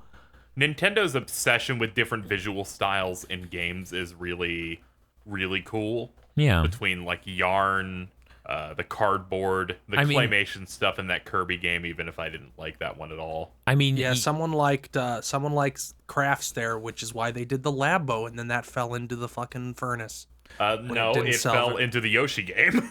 Well, yeah, which is like, okay, nobody's gonna buy it, Labo, so let's make a game with Yoshi. Yeah, I mean, Nintendo has a really good history of like with Wind Waker and fucking all these Kirby and Yoshi games and Splatoon and, you know, Breath of the Wild to some extent, and now this Zelda, having really distinct visual styles because they understand people are fucking shallow and things need to look different even if they're the same damn thing. And also they realize that if things look different from every other game on the market on every console that isn't theirs, they stand out more. Yeah, I mean, and I was just kidding there. I'm not condescending. I think it's really important to look different and to own a style. And Nintendo games do a really good job of that. Like, ARMS doesn't look like another Nintendo game. And that's fucking ARMS. They practically threw that thing under the bus. But let's move on. Their gameplay is always on lock, so it's always a consistent thing. Speaking of orchestrated music, Nintendo has successfully fended off the War Crimes denier, and Dragon Quest XI on Switch will be permitted to have orchestral music. Wait, what did Joss Whedon have to do with the soundtrack of Dragon Quest XI? No. War Crimes denier, not sexual predator. Oh, sorry. I get it mixed up. Oh, okay. You're talking about the composer of fucking... what is his name again? Sugiyama. Yeah, I believe it's Sugiyama. Koichi Sugiyama. Yeah. Good lord. But yeah, isn't that fucking weird? Nintendo secures the orchestral soundtrack for Dragon Quest XI. Dragon Quest XI on the Switch has the 8-bit original and new Unreal Engine 4 fidelity modes. It also has, well, that the 16-bit version was in the 3DS version that we never got. Well, yeah, it was like 16-bit slash what was it, 3D or whatever. I think it was 8-bit, 16-bit. It was a toggle. Yeah. It was a toggle, I think. It would just bash 3D. And I it's thought it was also per going screen. to have it's also going to have new content where like there's little stories starring each party member. Apparently Square Enix has said they are considering putting this on the other platforms, and I'm sure they will. So here's the thing though for me. Nintendo secured this deal, right, to get it at very least exclusive to them at first, and we have these rumors about Dragon Quest Boy showing up in Smash. Yeah, that's it seems a lot more likely now. Yeah, it does. I think the only thing that'll end up being exclusive to Nintendo though is the 16-bit visual version. Yeah, probably. I think the orchestral sound and the new content will both end up in the other versions. Yeah, I don't know what long term is going to be exclusive. I was half and half on the Dragon Quest Smash thing until I went, this is a 7-minute segment about Dragon Quest XI hitting the Switch. Right, with the open this is twist. fucking happening now. With there are RPGs and then there are Dragon Quest games. Yeah, they really did play it up when they said that, Bob. And then they did Builders. Builders looks good. Can't wait to buy that. Builders 1 was my game of the year that came out. It was a really, really good time. Yeah, the fact that Builders 2 has local and online co-op is fucking dope. Like, I am so excited for that shit. The atmosphere, the aesthetic of it, and the actual story with boss fights for some reason. Yeah. I legit could lose my life to Dragon Quest Builders. It's that fucking good. It's scary. But let's move away from Dragon Quest. Let's talk about the real major shit. Marvel Ultimate Alliance 3. Looks good. Looks like a Marvel Ultimate Alliance game. Yeah. Don't really have a whole lot to say other than that. It just This looks is like a really 90s solid Nintendo one of those. move where they're like, we grabbed the exclusivity on this superhero licensed game. Mm-hmm. We grabbed a really strong middleware exclusive. No. This is we made our own version of Sim City. That is what this move is, because it's Nintendo working with a developer to make a game that's only on their platform of an IP that is like bigger than that. I feel I kind of get the GoldenEye from the Wii gen feel. From the Wii? Yeah, because it's like, oh yeah, we brought back the thing you liked from a gen ago. Yeah. That's fair. Okay, yeah, I see where you're coming from. Here's a dead IP. We brought it back. It's ours now. Your puppy's fine. No, it isn't. Nobody else was gonna. We also got a port of Rune Factory 4. And Rune Factory 5 in development, which is insane because the developer went under and nobody knows who is making either of these. What? I am so excited. It's a mystery. I'm excited because I like Rune Factory. I think it's a cool I like idea. mysteries. Well, guys, it's time to start up our new podcast, Gamer Mysteries. Don't do it. You're getting me excited. Yeah, Rune Factory 4 was developed by Neverland, which just went under. What, did they grow Yeah. up? Yeah. They grew up and their publisher murdered them. In all likelihood, it's being made by Marvelous AQL because they hired all the staff, but Yeah. who knows? Yeah, it's probably something like that. Nintendo could have just acquired the IP and be making it internally. I mean, that would be smart after seeing the success of that one farming game. I cannot remember the name of. Stardew Valley. Yes, Stardew Valley. All I could remember was the name of Vox's live stream series on it, which was called Crop Topic, where everyone was goths. Stardew Valley is a very nice game. I've burnt about 140 hours in it. I looked at it and I said, "This isn't Harvest Moon," so I didn't play it. Oh yeah, it's better than about 70% of the Harvest Moon games. Okay, that Played I was none about of to get either upset. of those types of games, so I'm slightly interested. I got really upset until you said 70%. I thought you were going to say any Harvest Moon game, and I'm like, hey, there's that one that's fucking incredible. Look, But yeah, no, largely they're bad. Harvest Moon 64 is amazing. Is Harvest Moon 64 just the PS1 one? But I can't remember. I don't remember. Yeah, the PS1 one's really good. And honestly, the Game Boy Color one was amazing for the time. Like, unreal. Oh, fuck. When are they going to port Doom 64 to the Switch? I don't know. They need to bring back what the hell was it called? The 32 Because the original Rune Factory was subtitled A Fantasy Harvest Moon. Yeah. Yes. Because it's like Harvest Moon but there was also one for the PSP that was subtitled A Futuristic Harvest Moon. The one where you're an and android. I want that one they need to bring too. that one back too. I agree with this statement. I actually really enjoyed that game. But we also got, and this was fucking incredible, we got a launch window for fucking Bloodstained with a dope-ass trailer. Oh, all of that looked so good, Dan. I know. It's great because this trailer was a turnaround moment for a lot of people. Like, a lot of people I've been seeing on Twitter were like, wow, that looks really great. And I started glowing with energy. And when they fucking announced it for summer, I was like, there we go. That's the confirmation I needed. Mega May is dead. Long live Castlemania. So we are hardcore. Time to get out your coffin. We're hardcore in prep mode for Castlemania. I'm doing all the research for pre-production of like, okay, we want to play the Famicom Disk System versions of Castlevania 1 and 2. Okay, ordered that. We need to do Bloodlines on the Genesis, which means I need to get this Genesis modded so that way its sound is a little bit cleaner. Okay, gonna do that. Okay, we needed a way to record the 3DS on the TV so that way we could do proper recordings and or live streams. So now I've got that shipped out. Yeah, no, I'm so fucking excited. I am so fucking excited. No, he has no time. I better not hear another story of you falling asleep driving. I haven't done that in a few months. He's gonna fall asleep editing this.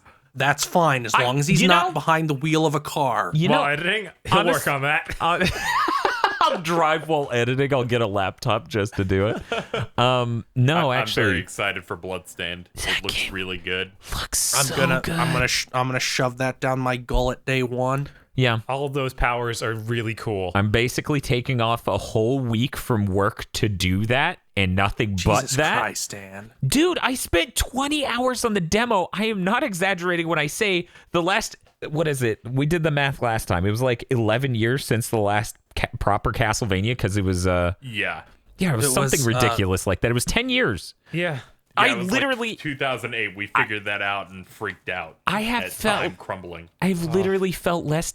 It's the same year that the last time we got Devil May Cry. Yeah, I've literally felt less connected with the gaming industry since then. And this year, we get a new Devil May Cry. We get a new Bloodstained. It's back, and it's so good. Life is worth living again, Dan. It's worth living again. Speaking of when you're done gushing about Bloodstained, there's another holy shit 2019 is unfathomable game. Yes, Levy, do just a little bit more. That trailer looked really good. There are a lot of moments as Miriam is traveling around the castle. You see her on the outside of a tower, and an enemy wraps itself around it.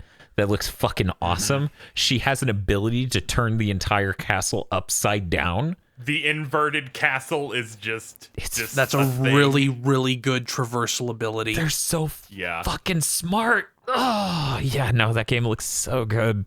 I kind of half expect that there's going to be rooms that she can turn like Super Paper Mario. I'm just... Oof. Oh, man, that might actually happen. This is my Mighty Number 9, and it doesn't look bad. I know. Lucky you. Honestly, this is more important than Mighty Number 9 ever was to me. by a lot. Yeah, but I just think in general of all these Kickstarter revivals, this is the one I cared about the most. Yeah. It looks so good. But we can move on. I can't even accurately describe how much I cared about Mighty Number 9 because my body has like ejected that from the historical record. Yeah. Were you like those people going, oh no, in the Kickstarter video where he disappears at the end, you're like, no, we gotta save him. Throw the money at him. Save KG. No. Luckily, I was gonna give that game $80, but the Shantae Kickstarter came out, and I was like, okay, they need my money more than Beck does, so I gave Mighty Number 9 $20 and Shantae $60. and I'm happy with that. But you gave fucking Andrew Hussey $250. $255. That was close, Bob. Mr. Feel almost gave Keiji Inafune $80. Oh man, could you imagine the shame of giving him $80, let alone $250? Could Yeah, and then you imagine? went, and then they didn't have download codes ready in time, so you had to go buy it at a faraway Walmart at fucking midnight. Walmart. And then that version at Walmart that cost $30 came with more than the $80 edition. Remember, Yeah, Dan, yeah. you were the backer. You're not the priority here.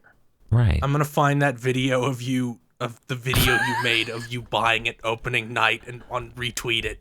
I need that. You should. That would be I have funny. not seen that. But let's move on to Astral Sure. Chain. Hey, Astral Chains looks incredible. Holy shit. Yeah, no, this is the first exciting Platinum Games game in a very long time. This is the first. I said it on Twitter, but this is the first game that doesn't feel derivative of their previous work. Bob. Mm-hmm. Yeah. It's going out in 6 months. Right? I know, It's they in know. August. Fucking 6 months They out. had a date on a reveal. This game looks so goddamn good. It literally hits every button I want pushed from a Platinum game. It's most Platinum games I pass on, honestly. Like my favorites have been Vanquish and Revengeance. And this, Oh, so I can see why this is yes, pressing the right button. exactly. You're This time you can ride the robot dog. futuristic shit, robot stuff. yeah. This time you can ride ride a dog? Friender. They didn't announce it, but I wouldn't be surprised if Monolith is helping because parts look a lot like Monolith. I immediately said, is this Monolith Soft's new thing? Because Wow. there's they didn't show it in the English direct, but there's like a side activity where you're dressed as a dog, like you're the mascot of the police department, and you're picking up trash and recycling Oh, it. yeah. Yeah, we saw that in the other version of the trailer. And there seems to be like big city traversal, which is outside Platinum's normal wheelhouse. So either they're turning into a more well-rounded company or someone's helping. Yeah, one of the two of those is occurring. I had that moment watching the trailer where like I didn't even get 5 seconds in, and because of the animations and how the tech for rendering looked, I had that moment of, this is Platinum. I'm gonna shit my pants if it isn't Platinum. This has to be them. And all I could think of was Feel being like, you can tell another realm animation for fucking outer space. Like, So you can tell I can tell a Platinum dodge from space. Yeah. Like the beginning stuff with the animations before it became combat, I was like, this could be something Monolith Soft related. yeah. And then that combat, I'm like, no, this looks good. This has to be Platinum. I'm so happy. Like Bayonetta 3, don't give a shit. This looks incredible. Like, holy crap. 6 months, Dan. I'm really glad that we didn't see a single instance of, oh, they dodged something just right and did a lot of damage. Yeah. There wasn't a single one of those things. So I'm hoping that doesn't end up in the game. I'm hoping this new director is bold. That and the controlling 2 characters thing just looks really interesting. Yeah, having a stand is really cool. I'm glad someone's trying to find a way to make that work. Finally, someone brave enough. Yeah. I agree with you, though, Bob. I'm really glad that there's no dodge mechanic in this, like there is in so many Platinum games. At least nothing that we've seen so far. I'm not going to Yeah. yeah. Based on what we've seen. Okay, and Oh, yeah, I have something else relating to Platinum. yeah, okay, let's talk about it. As of January 31st, Yusuke Hashimoto, the director of Bayonetta 2, left Platinum Games. He's gone. Yeah, he's Yeah, gone. people started noticing that earlier today because he changed his Twitter thing to not have PG in front of it. And Right. then he put out that statement. Wow. Now the thing about this is, I really hope he wasn't directing Bayonetta 3 because God, Bayonetta 2 is bad. I But- think he might have, but then they reshuffled.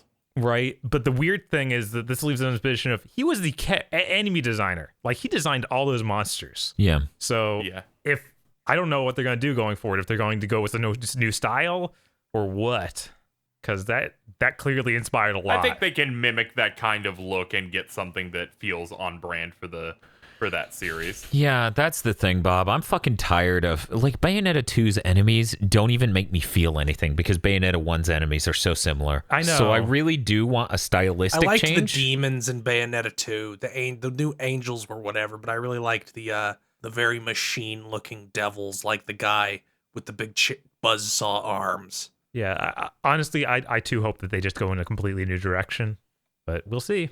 Yeah, it's going to We be. have yet to find a project over at Platinum that's on right now that's being directed by Hideki Kamiya. Right? Yeah, is this just one's supervised by. Yeah. It's either going to be their secret one that we don't know anything about, or Babylon Fall.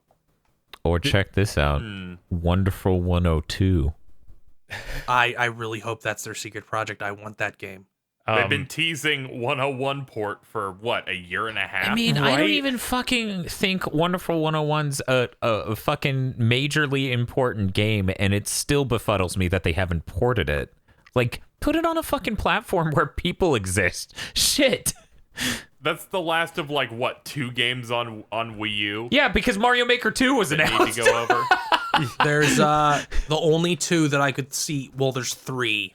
One is Tokyo Mirage Sessions, which is never going to happen, and I've discussed why it's never going to happen on Twitter, which is the moment that is announced, the fans will essentially slap it out of Nintendo's hands and say, where the fuck is Persona 5? Or Shin Megami Tensei 5 that they Yeah. already announced. Yeah. I want it though because it's a really good game. Yeah. You could use like a speed up button during some Yeah. battle stuff for grinding that because game- the animations are a bit long. We tried that game significantly after it came out, I'm pretty sure. Like, that was really good. I was shocked by how good that game was. I kind of expected it to be crossover schlock. I'm sure that game is fine, but nobody has ever blasted themselves in the foot harder than they did with that initial teaser, where it's just like, here's art of Fire Emblem characters and then art of Shin Megami Tensei mainline characters. And then nothing, and the next time we see it, it's a weird idle RPG. Right. What's really great about Tokyo Mirage Sessions is that they took a premise of, we're gonna combine these two. And then someone with an actual vision came in and made up their own thing they wanted to do, which was entertainment industry RPG, where it's not even just idols, but it's also like, this girl works on a TV show about microwaving food. Or this character is an actress. Yeah, and that's And really they actually cool. made a really good game out of it. I wanted to ask, how long did it take you guys to realize that Tokyo Mirage Sessions is fucking SMT backwards? It's TMS? Immediately, because the day that they actually showed it, somebody immediately posted on Twitter, it's Shin Megami Tensei backwards because it's the opposite of what anybody wanted. Oh, come on. Fucking Yep, yeah, that was the immediate take. And I can't clap. It's a bad game. it is a fantastic RPG. One of the few on the Wii U. Few or only? I'm trying to think of another RPG on the Wii U. Yeah, that's Shit. Paper Mario. There was Xenoblade Chronicles X, which a lot of people swear Yeah, by. there you go. The only good RPG on the Wii. Thank you, Dan. That is correct. Right.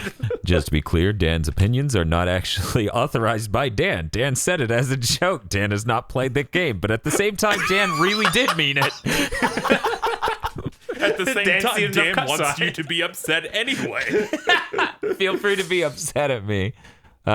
You know what? As much as people, I think those were the only 2. as much as people may dislike Xenoblade Chronicles X, I like it being more in line art style-wise with the first one, because Xenoblade Chronicles 2 just being a weird anime ugu thing fucking weirds me out. You don't like Digimon?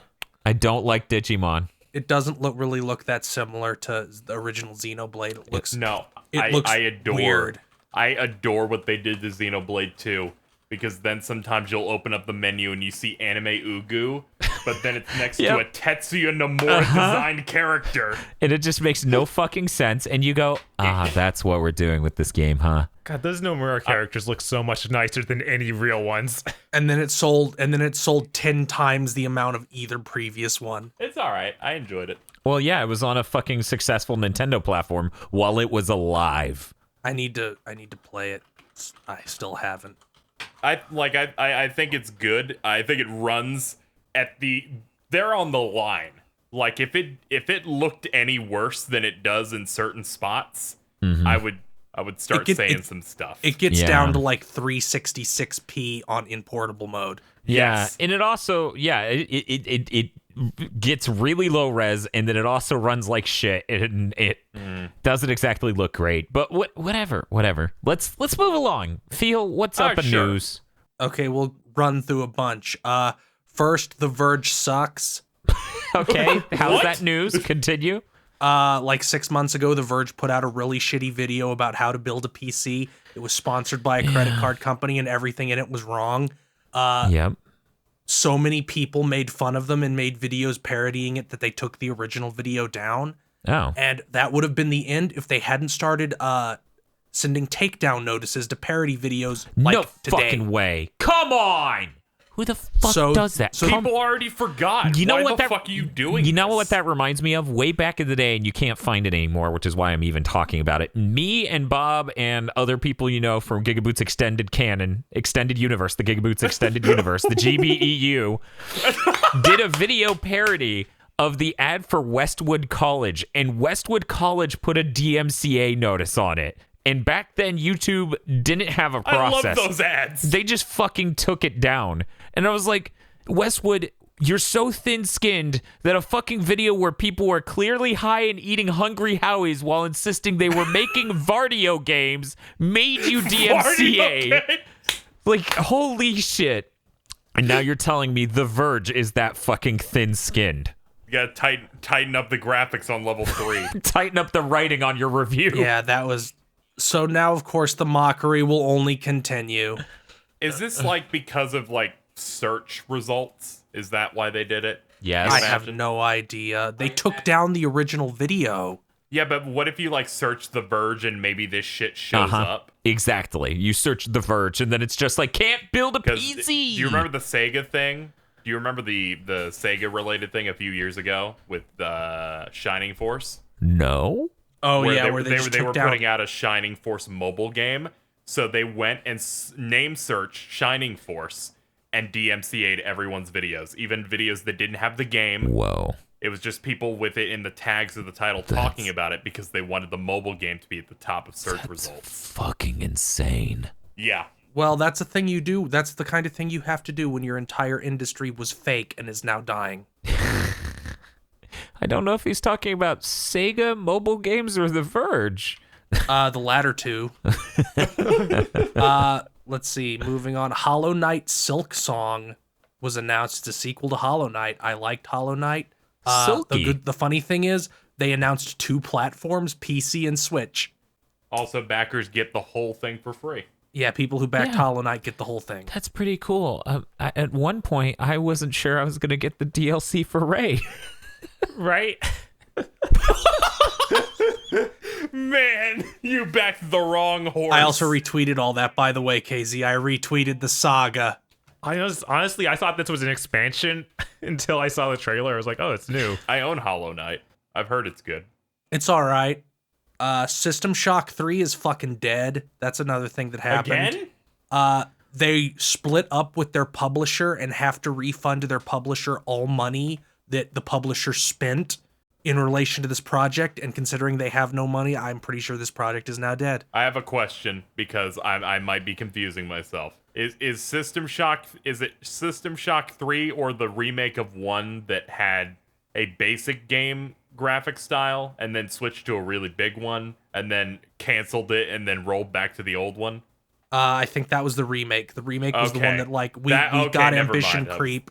We got Yeah. ambition creep, so we're delaying it for a while to fix that. That was the only one I was following, so I was thinking of that. And now it's time for the part I was looking forward to, where I'm going to shit on Activision. So, KZ, our Patreon is doing really good. It's well over $500 now. I'm sorry, but you're fired. Damn it! Man, all that editing work I put in on this podcast. So Activision announced record profits and also that they were laying off 800 people. And a lot of people rightly got mad at them for this, but are missing the worst part of this. Activision's layoffs lately have been very laser focused to Blizzard's support, Blizzard's marketing, Blizzard's PR, Blizzard's community manager, Blizzard's legs, Blizzard's arms. you know, Dan, on the very first Big Think Dimension, Dan discussed how Activision was basically trying to impoverish and cripple Bungie by setting a really fast development schedule and then sending Beanox and High Moon to make parts of Destiny 2 and take money from them. Yep. I think Activision knows they can't do that to Blizzard or Blizzard fans will check out. So they're just getting rid of everybody else. So if you like Blizzard products, get ready for them to be less polished because the QA is going to be changing. Get worse community support because the community support will be switching over to Activision. Basically just everything but the development is going to be done by Activision, so Blizzard can't run away the way Bungie did. See, the interesting thing is I saw some of the firings actually was at High Moon, and I'm like, yeah, because they made their sole purpose supporting Destiny, and then they lost Destiny. That's what's gonna fucking happen. But yeah, Boy, the that's Blizzard... weird that they had to fire High Moon considering Activision put out an article saying they willingly broke up and were generous enough to give Bungie Destiny 2. Yeah, weird, right? They said in that earnings thing that the only reason that they cut Bungie was because it didn't meet sales expectations. Really? Because you said for years that it was the most popular thing in the world while never giving us numbers for any of it. Weird. It's almost like they kept it ambiguous so that way they could argue whichever way was more profitable for them at the moment. Now I'm just thinking of Feels Soul Vacuum tweets. They literally, turned it up 3 notches on Blizzard when Bungie escaped. Yeah, Let's move on. it's just too depressing. God that's damn all. it. Well, that is all the news. So, Well, Dan, you should go over why there isn't going to be a mailbag segment this week. Yes. This week there's not going to be a mailbag segment because if you've been looking at this timeline, it's about 2 hours in, and these things take a long time to edit, and I don't want to die. So what we are going to be doing is taking questions, so feel free to still send them in to btd@gigaboots.com. And in the future, we're going to do, like every other week or so, it's still tentative at the moment, we're going to do a questions podcast where it's just us answering your questions. So keep an eye out for that. And keep like a mailbag thing for the podcast. some sort of answers from Dan. You could probably have a name based on that. Forum Big Thinky. Send your big questions into btd@gigaboots.com. It makes sense to do it like this because you need to be able to get this podcast out on time. Yeah, again. Because I think that's only happened once. Yeah. I don't know how it happened that one time. I'm going to be real with you. You didn't sleep at all. Oh my God. Oh my God, you're right. He hasn't slept since then. Am I alive? Let me think. I own a No. 32X. That can't be real. Wait, Dan, Oh no. I think we're all dead. Oh my Dan God. wakes up and just sees Dan's like, am I in heaven? And then he sees KZ and goes, oh God, no, I must be in the other place. I see KZ eating a fucking Whopper and I'm like, oh no, we're both in hell. The king is there. Yeah. And then you look behind you, like, is that you, Phil? You go, But he's wearing a Grim Reaper outfit. You can tell that he's deaf because he has a scythe. Oh God damn it. So what's going on? What you guys have going on this week? Well, tomorrow we're going to be doing, or today, the day this goes up, which is definitely Friday, and that's definitely happening. We're going to be doing a live stream. Bob and I still haven't decided what we're doing exactly, whether it's Mega Man Maker, and we think there are enough new levels for us to do, because the community is sort of waiting for version 1.5 to come out, because that has a lot of features. You could always stream good old Jump Force. And that's what we're debating. We're debating whether or not to stream Jump Force, maybe some 32X games, maybe, I don't know, some other stuff, because holy shit, Jump Force is real. I have the same emotional reaction to 2 games that came out on the same day, Jump Force and Crackdown 3 of holy shit, it's real.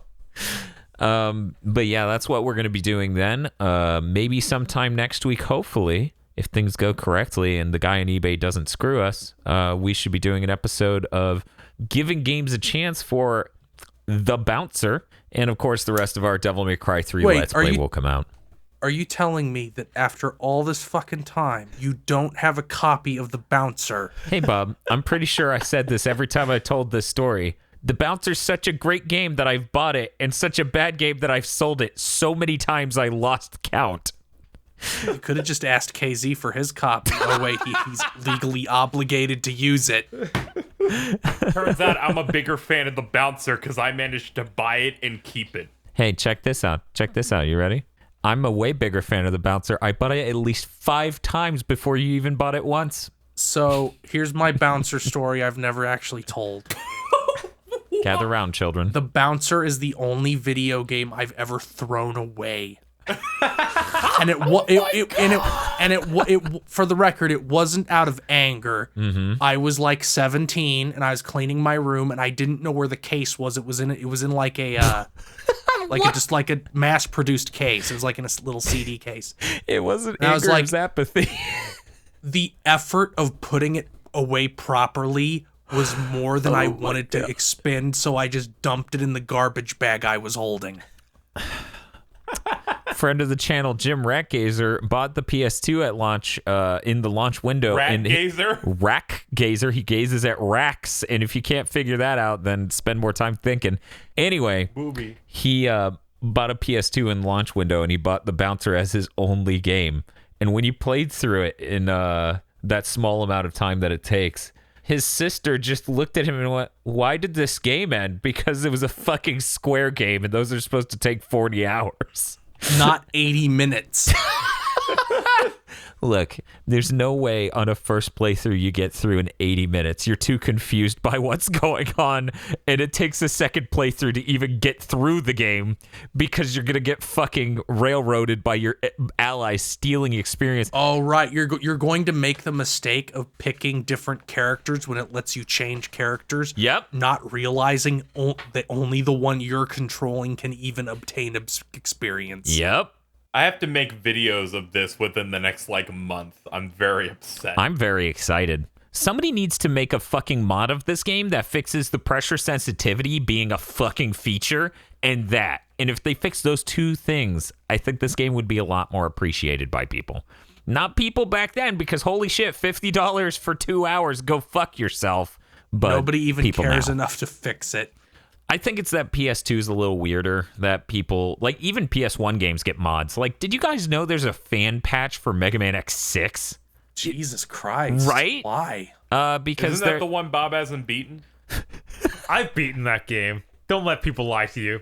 Don't believe his lies. Oh, sorry. But yeah, that's about it coming from us. Oh, also, I'm going to see if I can't use PS2 hacking wizardry to force the Bouncer to play in 1080i on real hardware just so I can get that crisp of an image of the Bouncer.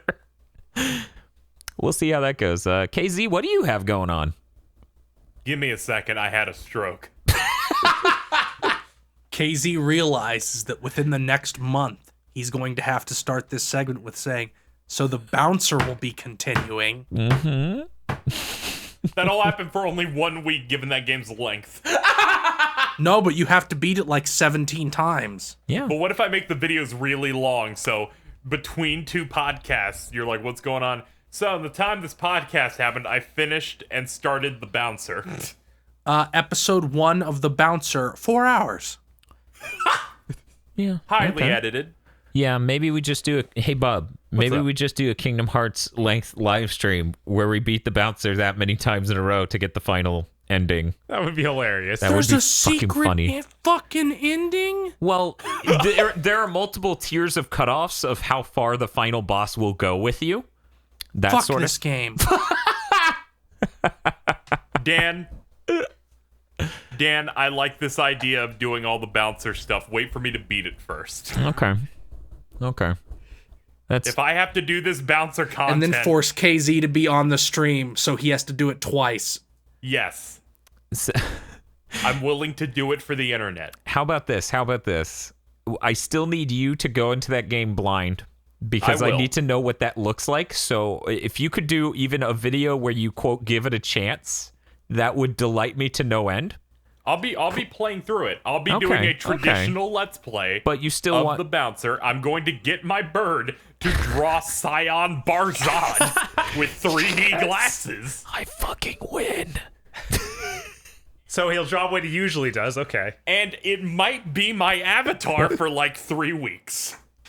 That's gonna Dan be great. has never won more than this. It's true. That's true. I'm in the fucking Wonka Vader with Wonka, and he's like, "Do you know what happened to the guy who got everything he ever wanted?" I'm like, "Yeah, he got a fucking bouncer. Let's play from KZ. It's me." Now, after this, I have to redouble my efforts to force KZ to do an LP of a Yu-Gi-Oh game, because he did one before, but that was before he was getting thumbnails from Bird, so we were robbed a Yu-Gi-Oh-esque KZ thumbnail. Oh man, Bird's Yu-Gi-Oh trash. He'll do a very good job with this. All the DS ones are traditional RPGs. What? Yeah. Okay, I'll look into that at some point. But KZ, Well, what do you have they're coming up? Pokemon. Oh, okay. Hey KZ, what do you have going on? So coming up this week, continuing Kingdom Hearts 3 when it comes to content, of course. We're about halfway through. Gonna continue that blind Let's Play that I shotgunned over the course of 3 or 4 days. Getting that going. And in between that, the day this is supposed to come out would be a Friday. I will be doing, as usual, my Smash Ultimate weekend stream stuff in which Phil says something incredibly cruel that I have to put in a video. Yeah. What was the last incredibly cruel thing I said? I don't recall. I say so many. I believe the latest thing that appeared in a video was that you said that Creed was Mr. X Cookie Pockets. Oh yes, and you just hear the cookie him crunching instead of his footsteps. Yes, you weren't in too much because you were baked, but it's fine. No, I wasn't baked. I was just busy with company Instead and we stuff. had Dan getting kills screaming BOGO. The value is real. That's the I heard that, and that was the greatest. Dan, you're really clever. When I finally heard it in editing and got what he meant, I'm like, holy shit, dude. But yeah, we got that going on during the weekend. That's something that Mike Z would put in when you happy birthday somebody. So I'll be doing that stream, the streams throughout the weekend, and we'll try and make a video out of that. And that should be about it as we inch closer and closer to the bouncer. Yeah. Also, I need to start doing prep work because I decided to do my themed month of the Kingdom Hearts games starting sometime in March, where I'll be streaming through everything. That's dangerous because March has Devil May Cry 5. And Sekiro. Oh, man. So please look forward in April for my Kingdom Hearts theme month. I'll be going through all of the Kingdom Hearts games, including the DS ones. I'll be pulling out That's my great. 3DS capture unit Dude. and buying hard copies of those. That's fucking awesome. I mean, I wanted to buy a copy of Days. I look forward to the hurt. You know what? Those movies are bad, but if I could play a game, I'll take it. Yeah. So you know what the worst idea of all time would be? Huh. We all have to do back cover again. No, don't even put that idea into existence. Dan, Oh my god, he's Bob, right. got wonderful news. Oh no. You'll be able to enjoy back cover, but I can't stream it to you, so you'll have to watch it through my stream on a delay. It's gonna be great. Nah, it's cool. We'll synchronize hitting the X button. You're right. We Pretty will do good. it like that. It's fucking incredible. That, or I'll just do a screen region on SciTube or something. Also, I'll contribute. Yeah, 'cause Oh, I man. just do open call on the marathon stuff for that, where it's just, all right, come in. We're gonna talk about Kingdom Hearts for the next month. You know, to make it different from what it's normally like on Twitter. Yeah. It's so different. Yeah, we're positive. Here's week 14 of talking about Birth by Sleep. Please end me. In my streams, we talk about how great Birth by Sleep is, how much fun it is to craft things, Yeah. and make fun of Terra because we're scared of him. Okay, now that we're all the way at the end of this podcast and I'm burying the lead, you know that Eric guy has some opinions about Kingdom Hearts. Oh my god, I And- saw a couple and I- of tweets. And I do not Oh, God, appreciate no. them, but I think weirdly enough, my least favorite of all time was, I can't believe you like Birth by Sleep. You must have Stockholm. The Fortune Streak knockoff is terrible. Like, to condemn the whole game because of a thing you have to hated play it, once. then loved it. Yeah. I mean, that thing you never have to engage with a single time. Now, I remember the tweet that he had made that wasn't the two you retweeted recently. So he made a post that amounted to, it's really hard seeing people really excited about Kingdom Hearts, but turn their nose up on toku. As a tokusatsu stuff. So, with no comment on that whatsoever, we have now left it bereft of commentary or editorial angle. We'll just leave it out there for you to think what you will, audience. And, Bob, before we go, I'd like to say KZ's Kingdom Hearts 3 ambitious Let's Play plan of cramming the whole thing into 4 days and releasing the Let's Play slowly has inspired me. So, when Bloodstained comes out, I fully intend for us to do 2 Let's Plays immediately and then a live stream show, all within the same week. All released in the same week. Because people need the blind playthrough, but you and I also don't want to, like, co-host the other one's blind playthrough while we're blind of it. Yeah. Or even end up in the situation where one of us has played through it and the other one is blind. Yeah, I'm going to be requesting some time off for that, too. Yeah, no, it's going to be ridiculous. Hopefully no one comes to your house when it's time to play Bloodstained and distracts you. No one's PC breaks? I really fucking hope not. Thanks for watching this episode of The Big Think. Bye! Thanks for listening to this episode of Big Think Dimension. This show, like our other podcasts, is only possible with the generous time our co-hosts have given to us and the equipment we've bought to make it higher quality and easier to produce. Please consider supporting our podcast series on our GigaBoots podcast Patreon and look forward to more gamer premonitions and Big Think Dimension in the future.